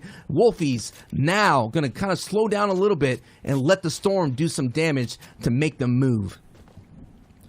Doesn't do too much damage though, but there's so many other people still involved at the edge over here that Wolfies can have a say with. That being said, you're right. He has to tone it down and speed it up when he needs to. Right now, it is going to be a total switch over to Kuriache. Wolfies. The decision making, did you know he was that low? Just keep in mind that every single individual here, Moki, Kuriache, Wolfies, Ensar, CRR, they all were at the same point of lines in position, moving towards the zone, but they're all in different health pools now, all in different situations, because they're using their brains very differently. Wolfies is disassociative. He doesn't want to be next to anyone. Meanwhile, so many other people, Anas included, are being box to box, taking damage. Because of this, easily getting picked up like we saw Kuriachi do. But sometimes it's tight enough, it's just so secluded that it's easy and no one can affect you. Anas picks up Squeeze, and now he's out of game 5, and he has 2 big eliminations now, Anas, to move over with towards the end of this game, and a whole lot of ammunition and loot. Yeah, Anas squeezes Squeeze right out of this set lobby. Anas, with that crazy rotation, remember, he was on the edge of the island, making his way all the way over here, likes to land at that base camp, the hotel. Now on board here with one of the Solari boys. Has the legendary heavy sniper, and this is what I've been seeing. A lot of the use of the heavy sniper. If you get a big-time headshot, that'll be a great opportunity to get those 4 points. 22 points right here for MEX. So no doubt looking for the callus, the momentum to take him in. And all you may need, Shayo, is a nice headshot with the heavy sniper to jumpstart your run. Oh, there it is! Oh, left eye gets bruised right in that eye with that heavy sniper, and it's a big-time hit. Now it's the question. Yes, of course, emote. But should I go over there and get the loot? I mean, he's sitting pretty stacked. Doesn't really need to upgrade his kit and doesn't really need mats there, Shayo. Yeah, I think it's a little bit of a stretch. No possible way. A Mexer will stay in this box and just wait things out. That's just a free pickup or a free elimination pickup to get. But it's just hard to land, too. Good on him for knowing that angle, taking the shot. Anas, though, in a very different situation. Doesn't really have a base, doesn't have a say in what he can do to other people. But he's saving on materials. Waiting out, getting actually into zone even. He's not safe just yet. Finally gets towards the Frenzy Farm house, and now walks in on old bills. He's being very conservative though. And yes, that kind of keeps him quiet, but then he doesn't get these opportunities like we saw with a Mexer, having a say on people, like we saw with Wolfies, getting beams and tags. Maybe 2 eliminations are enough. You're getting a little bit tense there, 100% with that RPG out. It can get a little bit crazy, but I don't think he has the shot just yet. Shayo, Wolfies went down in the feed, brother. His run is done here in this game.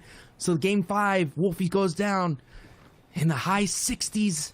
And now we're going to have someone that could have the opportunity to take away the lead with a big pop-off game.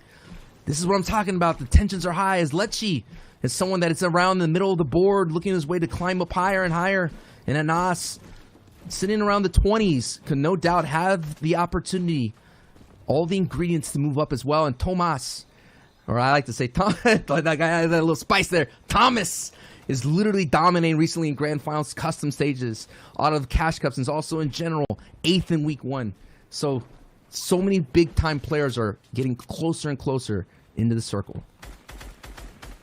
And the circle, once again, is going to just be over free ground. There's a few people. We saw Thomas. We see Anas just clinging onto this house for as long as possible, getting as many mats replenished, but it might not be enough. Anas, though, finally, the patience pays off, and Thomas. It's Thomas who gets punished. And look at the loot. It's gold all around. A minigun. I believe that's Brutus's as well. A gold AR.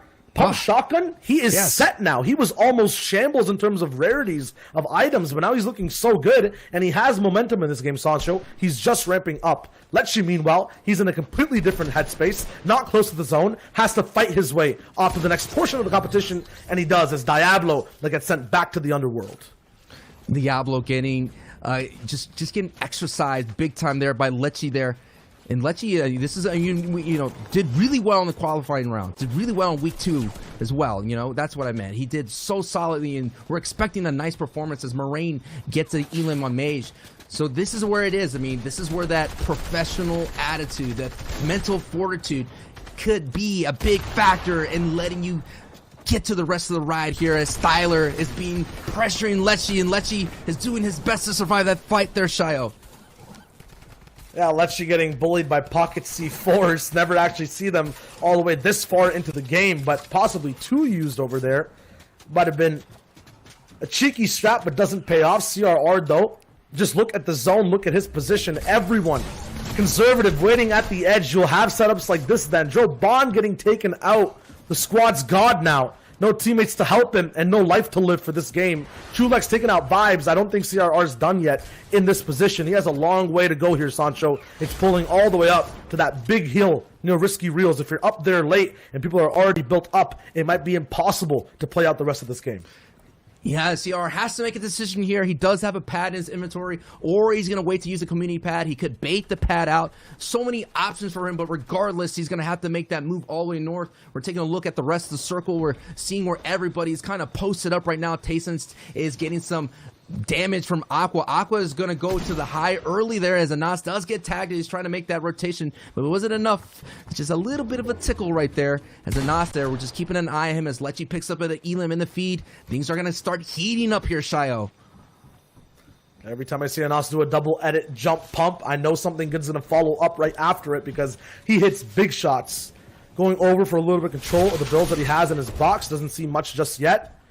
It's not a moving zone, but it feels just as tense because this is all about survival right now. Storm Surge might not be up, but the positions for a lot of people are slightly outdated. What a combination from Anas. Takes out Noword once again. He doesn't get a chance to play out the rest of his game. He got taken out by Benji earlier on in a very similar position and time. This time, Anas with the classic RPG pump combination now only has one left. Where will he use it? Not sure. Finds another little cache of items to just get up a big shield to top him off to 200 effective HP. Things are getting stacked right now as Anas is starting to make his way. 60 points so far in this day one here, the EU Grand Finals.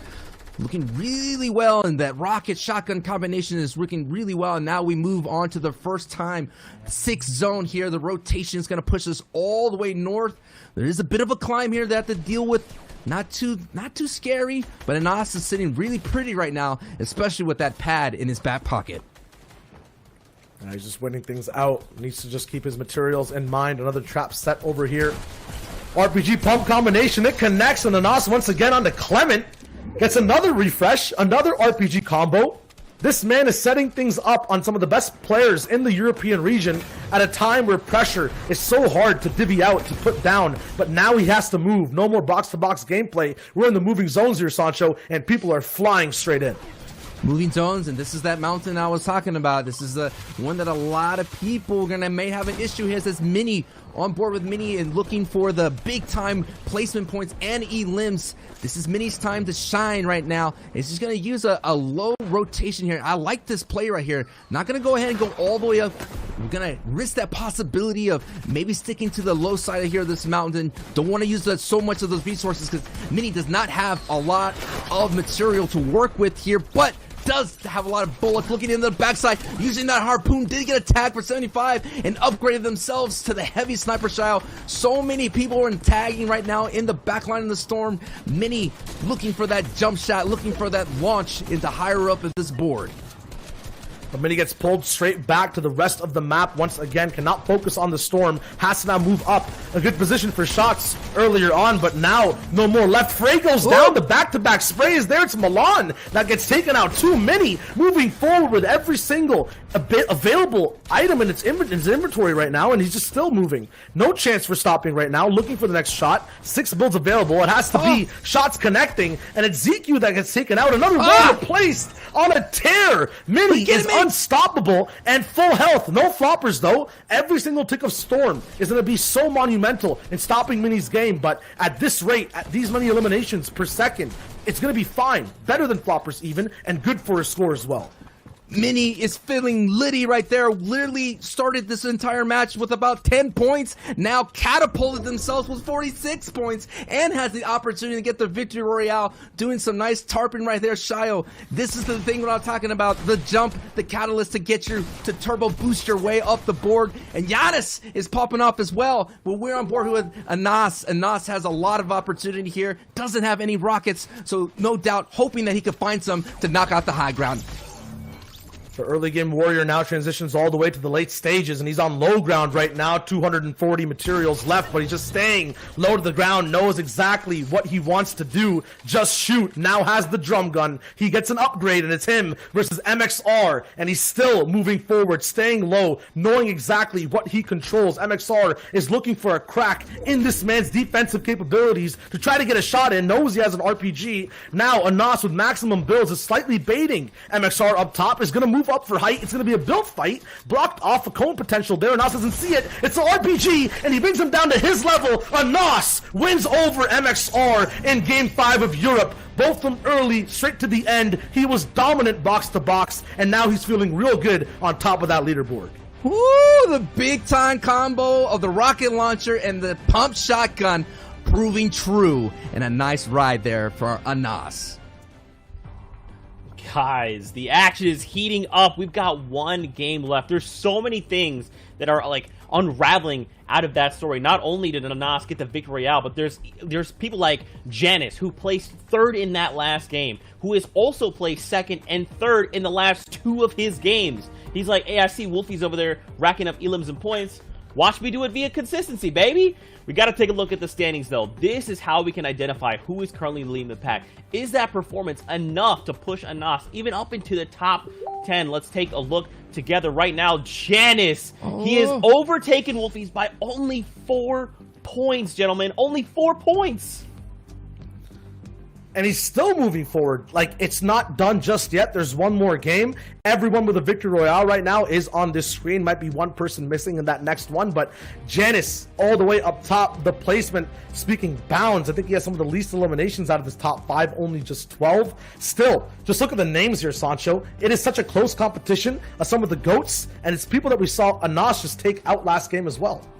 I know, you mentioned before that Wolfies was the lion, you know, up there, but these goats are making their way up the mountain of this board, and this is what I'm talking about. Morena, former champion, still around. Queasy with the victory royale very early, still around. Amplify had a lot of high ground opportunities in a lot of these matches, so, you know, it's just that one little moment, you know, that could tip the scales in their favor there, Shayo.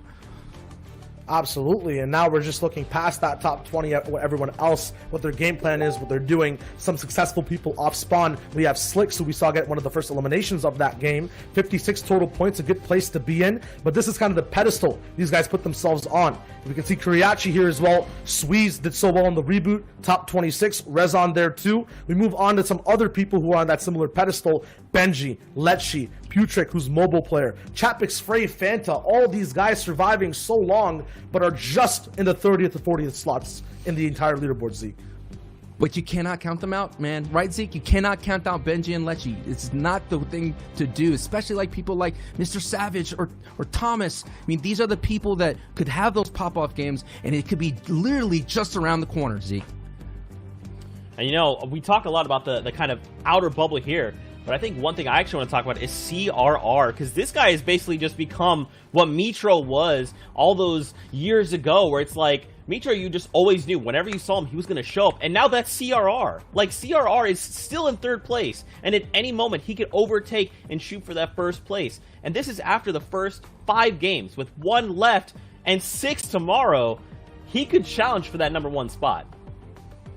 And it's not like a spiritual successor type thing going on either. We saw CRR actually take out Mitro in one of these games where they just came box to box in the mid game. So maybe there was an exchange over there of power. Maybe now the whole dynamic is switched up. We don't know, but it's all these players who've had stories, had eliminations on each other, you know, partnerships sometimes in the past, up against each other. And it's heartbreaking to see it sometimes, but there's so many cool moments that we see in games too. The competition's so raw. I'm not even seeing flopper plays right now in these end games from these winners. It's just methodical eliminations time after time. Box fights won in record-breaking settings in seconds as well. These guys are just amazing right now. I mean, the accuracy is just insane. The tracking is really nice. We saw people tracking people from a grappler that normally not hitting shots you would miss, or myself would miss 1,000 times, but they're not missing, Shayo, and they're being really cool. And another story is I'm looking forward to is the rise of Janice. I mean, he's been doing really well in placements. The average is going to do awesomely for the rest of the go. That's right, gentlemen. It is time. Let's get ready to hop into the final game on day number 1 from EU. Take us in. Oh boy, Shayo, it is the final game here of day 1 of the EU Grand Finals. And man, let's go, baby. I'm ready. I'm excited. I am amped to see how this book ends, or at least the halftime of it, because we do still have day 2. And of course, later in the broadcast, we have the NA East day 1 ready to roll. So, Shayo, what we got here, baby? I mean, it's game 6. We're looking at the drop down once again. I'm talking about the zone right now. Kind of central, but this time going towards the southern side. I was about to talk about this situation right now. Anas might be staying at home for a long, long time. Just because the zone could pull somewhere down here. You won't have that much of a trek to move towards like last time all the way to Frenzy. That might be very good for him. At the same time, might limit him on how many eliminations he can get in the mid game, as he won't stretch. Eliminations are one thing though, Sancho. Placement, a big other one. Janice kind of using that type of situation to get up top on the leaderboard. It's so important for endgame. Absolutely, very important in game. And you know, we kind of talked about this at the end of the day. This still is a battle royale, and no matter what kind of battle royales you play, having zone early, you kind of mentioned it, you kind of hinted to it, could be a problem for you. I mean, you don't have the opportunity to stretch out your loop path so much because someone is going to be in it now. Someone may cross it. As we're on board here with CRR and Tiago. Actually, Tiago getting some big name eliminations today in day 1. Let's see if Tiago could add CRR to that elimination feed. But CRR is setting up this ambush. He's going to wait for that prime opportunity to kind of get those big time shots. And look at that, quiet as a field mouse, hanging up top. Tiago almost. Now Tiago's in trouble as the mouse strikes and gets that big piece of cheese. And Tiago, not right now, not today. We'll see you in day 2. Yeah, Tiago now, you mentioned it, it's one of the last games for a lot of these players, and we'll see these potent strategies of patience basically played around the entire map. CRR obviously just doing it on a sole roof very early into the game. That being said, a lot of people are a little bit more aggressive when it comes to fights on this plain island. Frey Islands over to the left as well. Anywhere really near Pleasant Park, people like to get up close and personal to utilize mechanics like this. These box fighting triangular peanut butter edits. Sometimes that shot does not land, but we've seen mobile player Putrick at the top of the leaderboard so far. He wants to keep moving up, and this is his last chance today to do so, Sancho. Yeah, not bad run. 48 points. No doubt, just trying to have those good vibes going into day 2. Sitting here running low on the ammunition now, but not running low on the damage. Does a big tab with 40, goes right in and finishes Noah. And Noah has been having some success here, but now Putrick has to be careful here as Ensar, which we saw earlier in the cast. And Ensar will be the one right now to once again try to infiltrate someone else's game plan, be the third party in someone else's rotation or game. They won't actually find that much success in the early shots of this fight. Putrick finally gets the tactical shotgun as well into his inventory. He just had a mere green pump before. He wanted to control the loot that was dropped from his earlier elimination. Although in doing so, Ensar shielded all the way up. Now, while that fight goes on one side of the water, we'll see Anas actually taken out by Frenzy this game. So the winner from last game will now not have a chance to really further his spot overall in the leaderboard. No placements divvied out, no elimination points. Anas is now frozen in time while everyone else starts to move forward. And Frey, the owner of Frey Islands, hearing a ruckus. I think he got tagged a lot by the Putrick, so he's going to have to chill there in that airplane crash site. And now Putrick right now, with no shields, uses his last opportunity to heal up right there. So now it's a matter of just getting the shots down. Low on ammo as well. As looking in the feed, CRR does get down by Vidal. So no matter what, even though this is almost like the tensions are high, big-time eliminations are happening in this game. And now Frey, Putrick, and Ensar are having a little standoff here waiting to see who makes the first move. That's kind of the landlord of that entire area. Frey comes by asking what the heck is going on. Meanwhile, somewhere, the grotto, we don't see too much action from, and Solo's really at the drop spot. People just like to disengage. It'll be Noka moving in. Has Brutus's minigun. Has the vault key card as well. No one's opened it, and there's no one really camping beside it right now. This was a quick kind of extraction. He will be the one, though, to have the opportunity to go back in. And it's Thomas once again taken out by someone he can't see. and now Noka really puts on the flames. He's looking to get this next elimination quick. A launch pad put down inside the grotto to move in space. I mean, interesting kind of development for Noword. I wouldn't blame him though, Sancho. He's been eliminated now 2 or 3 times with launches in his inventory, with a lot of materials, with the best guns. Never had to say, I guess you have to use them now in the early game. You gotta use them, man. If you don't use them, it was a waste right there. But Maestro is not having a waste of a day right now, doing really solid out here in Frenzy Farms. And now we have a classic box fight situation. Nice little stair flip right there. He's getting a little bit closer into it. And have an opportunity to kind of just pick his way right through. Not overly committing right now, letting the weapons do the talking for a bit. It's a nice little reach into it. We see a lot of different box fighting play styles play out. Some people like to get right up there with the pickaxe, but you have to be careful you get edited on. So Maestro is taking his time, using the harpoon. We've been, you know, that's a weapon that's been kind of like the underdog use here. It's been a big time player in a lot of play styles. As Maestro gets out of alpha, train hard goes down, but that's what I'm talking about. Like the harpoon there, it's been kind of like it's been being used a lot here in day 1 here of the grand finals, making a big time showing.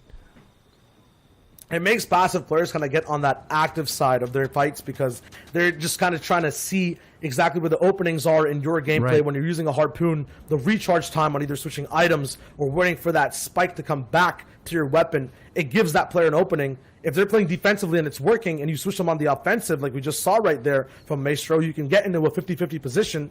If it's what you wanted and you planned for it, you end up winning. Right now, though, Putrick still held all the way back inside zone, boats all the way around, actually breaking off his base, getting up close and personal. He's going to look to hopefully end this fight. Has a medkit to prolong things, but he might not have to use it if he gets that tag, and he does. It's Kaiser actually going down. Oh my goodness. Kaiser showed up with the boat. He was boating his way right into that fight, using it like a tip of the spear there to get Putrick kind of frazzled, but it didn't matter. Putrick was able to turn the tide right there quite easily and capsize Kaiser's run here for the rest of the day. I'll see you in day 2 here aboard with Genji's Moki. 9 points. It was still, regardless, I have to say this. The gamer dad in me is going to come on out. Everybody's doing well here. You're one of the best players in the world in your region. No matter what happens here today and tomorrow, you got to hold your head high and know that you had a great ride. But Moki is going to try to continue that ride today. Getting up a little bit closer here, 9 points. Some nice pressure on these fresh wood builds. Now we have a little build fight. She has great materials, great resources if this fight takes a little bit longer. As the storm has about 2 minutes, and there's no one in sight here, Shio, to third party this. Both Moki and Shade have a big chance. This elimination here, even this game, could mean so much to them with the next 6 that are going to be playing tomorrow. If they just have a slight pedestal to boost themselves off of, if it's just slightly higher than their overall points, it'll be so good. A ramp actually blocking Moki from following through at the same speed that Shade kind of escaped, and now she'll have to look through these trees to see exactly where he went to, chasing him down. A higher elevation, the launch pad will move actually further and faster. And although slightly delayed, she stops right between 3 trees, gets tagged slightly, but now the fight breaks out. It's kind of even on elevation. The edits and damage are there too. Let's see who wins this one out. Mookie showing why she's one of the best players in the world and has Shade on the low health right now. Mookie on the official broadcast showing what she does best.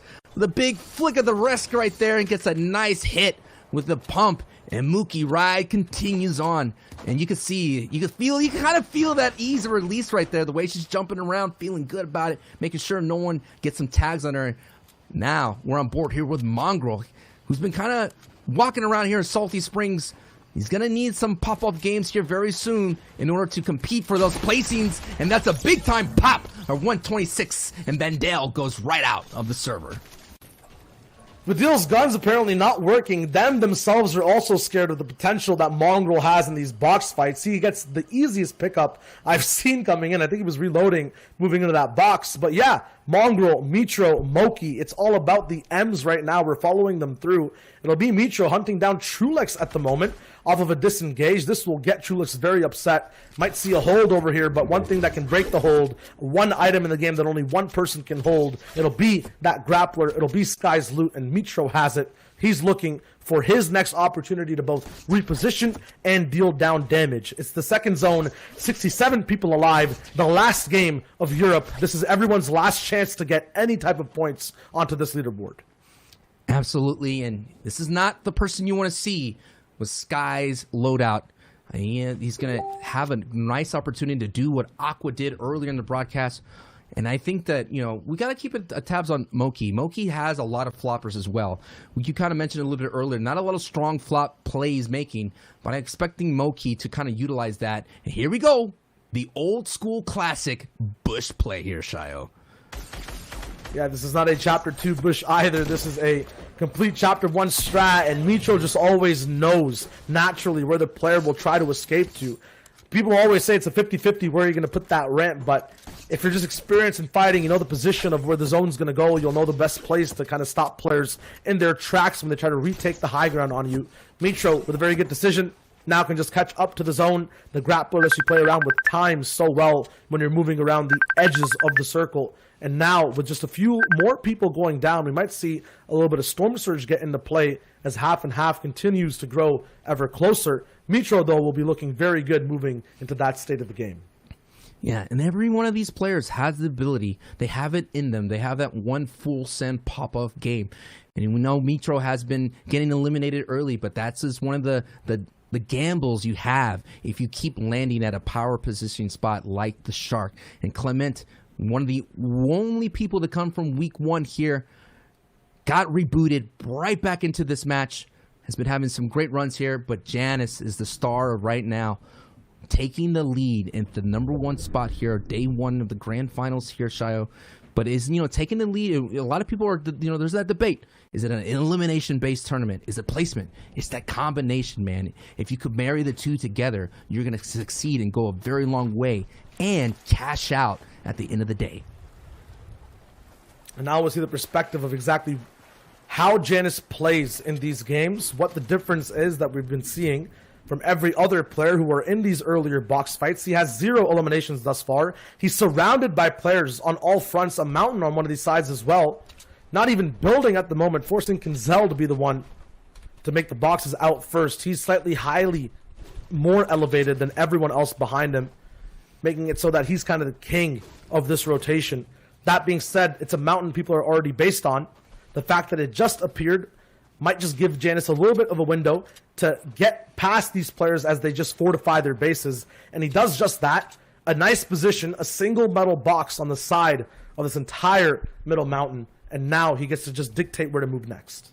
And we're seeing the tension right now. It's brewing. It's like a storm forming. The calm before the storm on this side of everyone's kind of just parking their way into the circle. We're seeing a lot of people not trying to take too many fights. No doubt Storm Surge will be a factor here because we're on board here with Blackie. Blackie with 33 points.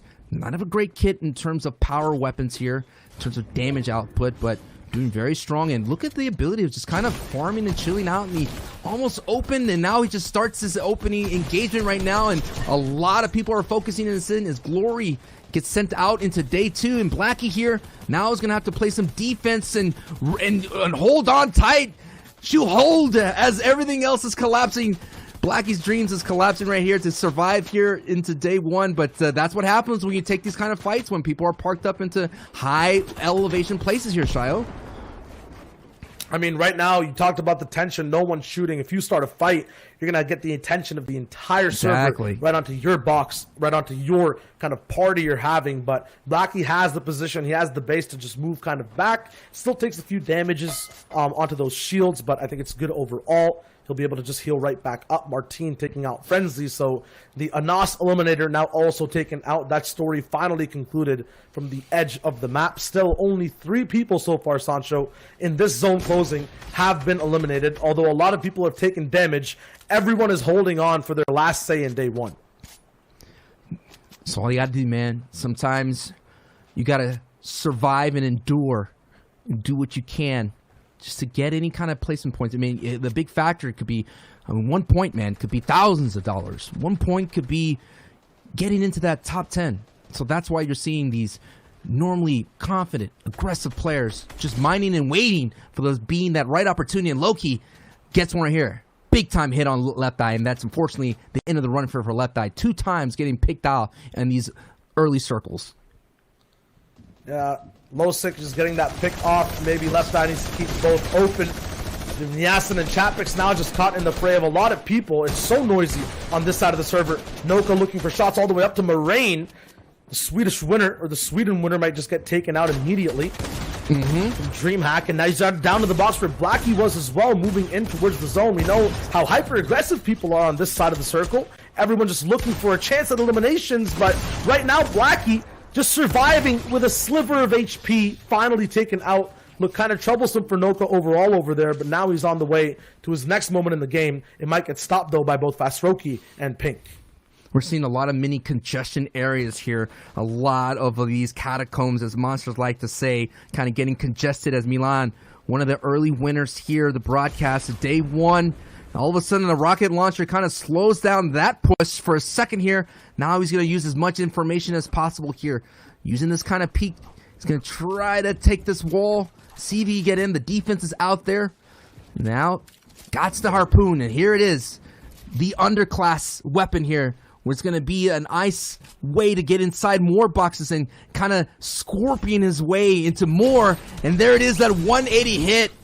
Altor, day 1 is done, as Milan's day 2 is going to come up, and I like the momentum for him, Milan. He's going to, I feel like it's no one that we haven't talked about. Someone no one really predicted would do well, but it is doing well, and that momentum is going to be strong for them in day 2.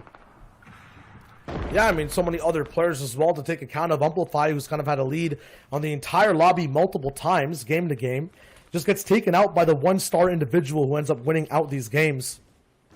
Frey as well, the flopper specialist, although in some of these end games, maybe in the top 5 as well from time to time, can't clinch out these wins. And it's not like he's playing Janice's playstyle. He's looking for pop-offs, not really consistency overall too much, even though he's getting there. 46 points, we know that's somewhere close to that top 50 slot towards 30th place. This game could push him ahead of everyone for a confidence boost that could mean so much. But you have to remember, this is the last moment that he has to have a say in at least half of his games. And he's halfway towards half and half zone as well. Will have to make the plunge, the dive to get there. No launch pad available, surrounded by really no one either. It'll be very visual when he makes this rotation. A lot of people will see him. That could be bad, but if he times it right, he might just be able to sneak in. He goes slightly earlier. Not many people in front of him stopping him. On the back, though, a few people see him move. That can make them move as well. Now getting caught by a few opponents, but no one's shooting just yet. It's a free rotation almost. A close tack might be a crazy man trying to break into his box. Frey, though, can just stop it. A 360 pump shotgun with an AR afterwards. Not sure if it was on purpose, but this is one of the issues of moving earlier. Grappler now available for Frey. We'll see if he can keep moving forward.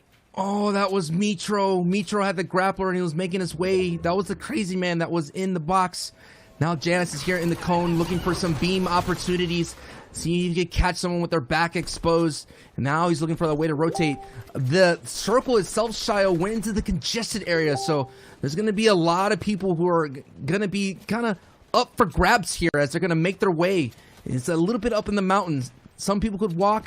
I'm seeing a lot of people making their way on the left side. There's only one person that's way out in the north side of the storm that's in shambles, as they say. It's going to be a very dangerous rotation from them. But as you can see, now a lot of people are just looking for those edits and trying to get these sliver of hopes to try to get some tags here. As there's 39 people left in the lobby. And Janice gets some big tags on his Wade partner. And Frey is adios. And from Mitro all the way to Janice, this grappler just gets handed up the leaderboard.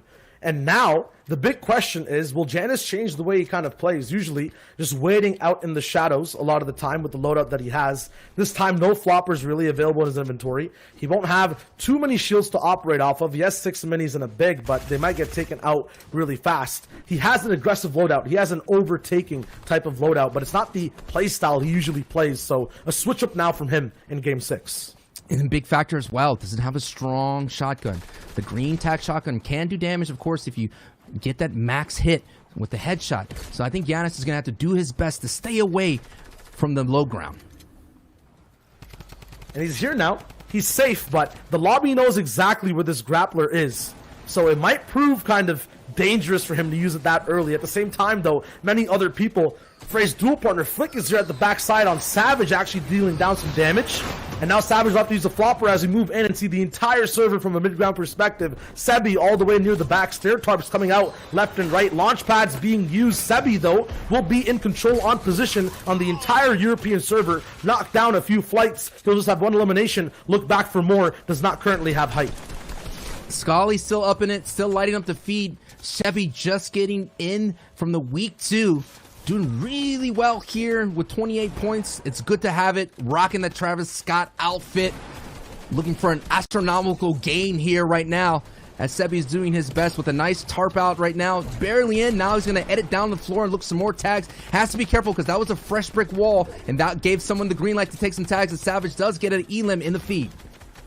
Savage survives, now has shield to play with. Taysom, though, alive as well. We know how disastrous it is when you just come up against his box next to that zone. Sebi, though, has the tools of destruction for endgame, has the position on his old tarp to take edits, and he does. It's Mongrel with no materials, lost all the way in the forest with no help, no guidance, taken out by Sebi. He'll get to heal up all the way back to 150 effective HP. Look for his next target. He is controlling this entire mid-ground layer, but the builds, Sancho, they're so high. Noka and Scale all the way up top as Queasy makes new height possibly. This has to resolve, though. Who will hold height here in 7th zone? It's Scale. Yeah, here it is. Flick right now, raining down terror. This is another mythical weapon in play still. Wolfies picks up one on Airwalks. This thing's getting tight, really difficult and tight and claustrophobic here for our competitors as Flick tarps out just a little bit to gain some, get ahead of the storm just a hair. Milan gets an elim, Verox gets an elim, Queasy goes down, one of the victory royales, and now Flex is just looking for someone who's trying to breathe inside the storm, and Cammy goes down here, Shayo. It is really close to that top 10, baby.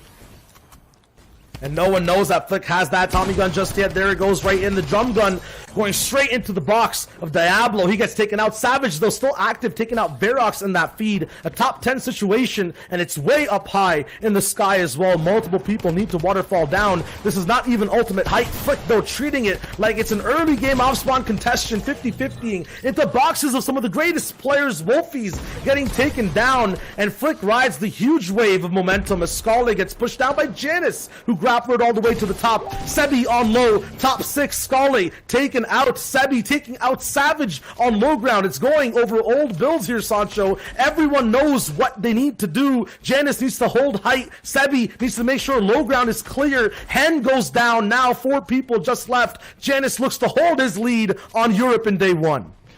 That's right, Janice waiting for that prime opportunity to get there with the grappler. Now is sitting at height, does not have a lot of builds here, Shayo, so it's going to be the Giannis to use some clever trickery with it, and he does get punished here as Flick continues on to the rest of this ride. It's a top 3 situation here in the final game of day 1, Shayo, Tayson, Sebi, and Flick. Let's go.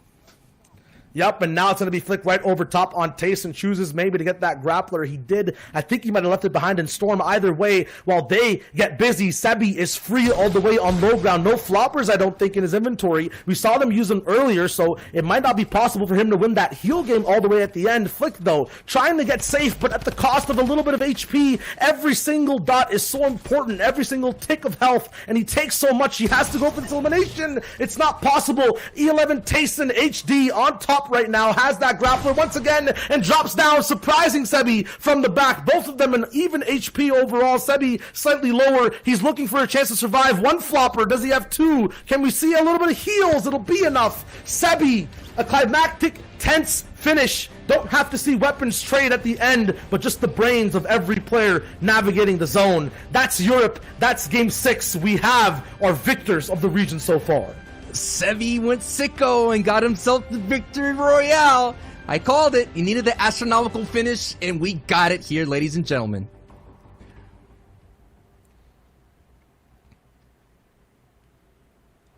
Guys, that was a crazy game. I'm actually hanging out with House Party. We got the boys, and we got Levin 2K with us. How you doing, man? Hey, yo, what's up?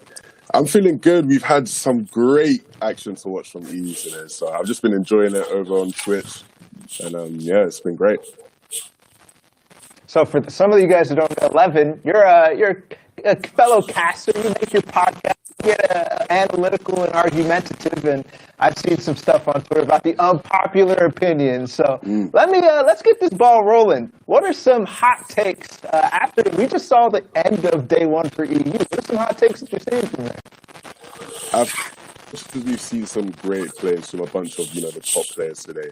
There's been a bunch of underperformances per se, right? And obviously this is the first time we've had like a 2-day final. Some of the players. He dropped. For me, at least. No, he's back. He's back. Oh no, he's still here. I'm here. Yeah. 2-day finals, right? A bunch of players underperforming today. I rep the UK hard. If you know me, you know I rep the UK. But some of my UK boys disappointed me, right? Pink, in the beginning of the day, he was playing super, super good. He's had a drop-off. Benji's had some struggles today. Obviously, Mongrel's had a couple of issues. I want to see if maybe tomorrow they, rise up or whether, this is just their finals. That's a good take. I'm interested, though, because, like, Mongrel, for example, played pretty decently the first couple and then kind of fell off. I'm wondering if, like, sweaty sands is a big issue for him. I don't know if you've been seeing anything from him in the replays or anything like that. I think so. I think there was a game that he wasn't able to get into. He had a couple problems there, and I think that kind of ruined his momentum. Mongrel is a player where a lot of the time he relies on flow. When he gets into his rhythm, you can't really stop him, right? So I think that kind of messed up his rhythm, messed up his flow, and I think maybe if he can reset for tomorrow, get back into things, because he's my favorite to do well. Before we add the finals to that, I wanted him to do well, so. Hopefully he can get back into his rhythm tomorrow. And speaking of someone in that rhythm, Janice, so many amazing placements. Only placed outside the top 10, one game, 11th place average placement. What do you think? Is he going to be able to hold it going into tomorrow in the next 6 games? It's one of those things, like, you wonder when someone's placing that consistently, like, can you actually maintain that over, like, a 2-day period? And this is what makes, like, the 2-day format so interesting. Like, if he's able to do, like, what he's done today, tomorrow, when it comes to all-time solo performances, you've got to compare it to the likes of a bigger World Cup or some of the things you've seen earlier. Like, if he's able to maintain, like, that kind of level, it will be ridiculous. I'm not too sure. I actually really think the games will look quite different tomorrow. I think we'll see a difference in quality of the game today. I think a lot of players are going to get desperate, right? If you didn't have a good day today, you're going to try to switch things up, whether that be your landing, your rotation, how aggressive you are. I think we could see a big change in the way the games are played tomorrow. Dude, that's awesome. The inside. I love it, Levin. Let's go, baby. All right, what we're going to do now is open the floor, let you plug any socials, where people can find you. Floor is yours, man. Hey, if you like competitive Fortnite, if you like to talk about competitive Fortnite, argue about competitive. Oh no! Oh no! All right, you're back. You're back. Go ahead. Keep going. You can find me on twitch.tv/112k. I'm doing an NAE's viewing party as well. You can come chill and watch that. You can find me on YouTube 112k, Twitter 112k, anywhere, man. 112k on everything. That's awesome. Well, thank you so much for taking the time coming to hang out with us, Level. We really do appreciate it. For you guys out there, you need to follow him. He's incredible. And with that, guys, I'm actually going to hop back over. We're going to take a look at the final standings here in EU. I will catch you guys a little later on. All right. We are back. Let me put this back on so I can actually hear you guys. Gentlemen, that was an incredible last game. I mean, what the heck? Clay called it out. Janice, 11 average placement? I don't even know. I mean, go for it, dude. Just take it. I don't know what to say. Yeah, it's just it's methodical, right? He had a game plan from the beginning. He didn't want to win overall every single game, but he wanted to perform when it mattered all the way to the end spot of the entire tournament. He's playing the format basically perfectly, and because of that, he's in first place here at day one after the 6 games. Yeah, a lot of people talk about playing the format versus just going for the victory royale. We know this is a battle royale in a sense, but you got to play the format, and that is what Janice is doing very well. And Sebi, like I mentioned, Sebi almost didn't get into the week 2 qualifiers. He got in, avoided the reboot round, and no doubt that worked out, catapulted himself up to 17th place. Mr. Savage, you still see, we mentioned from 11-2K, Benji, some top players kind of just waiting for them to pop off, and that could definitely happen in day 2. The thing is, every time a player pops off, another player just kind of falls down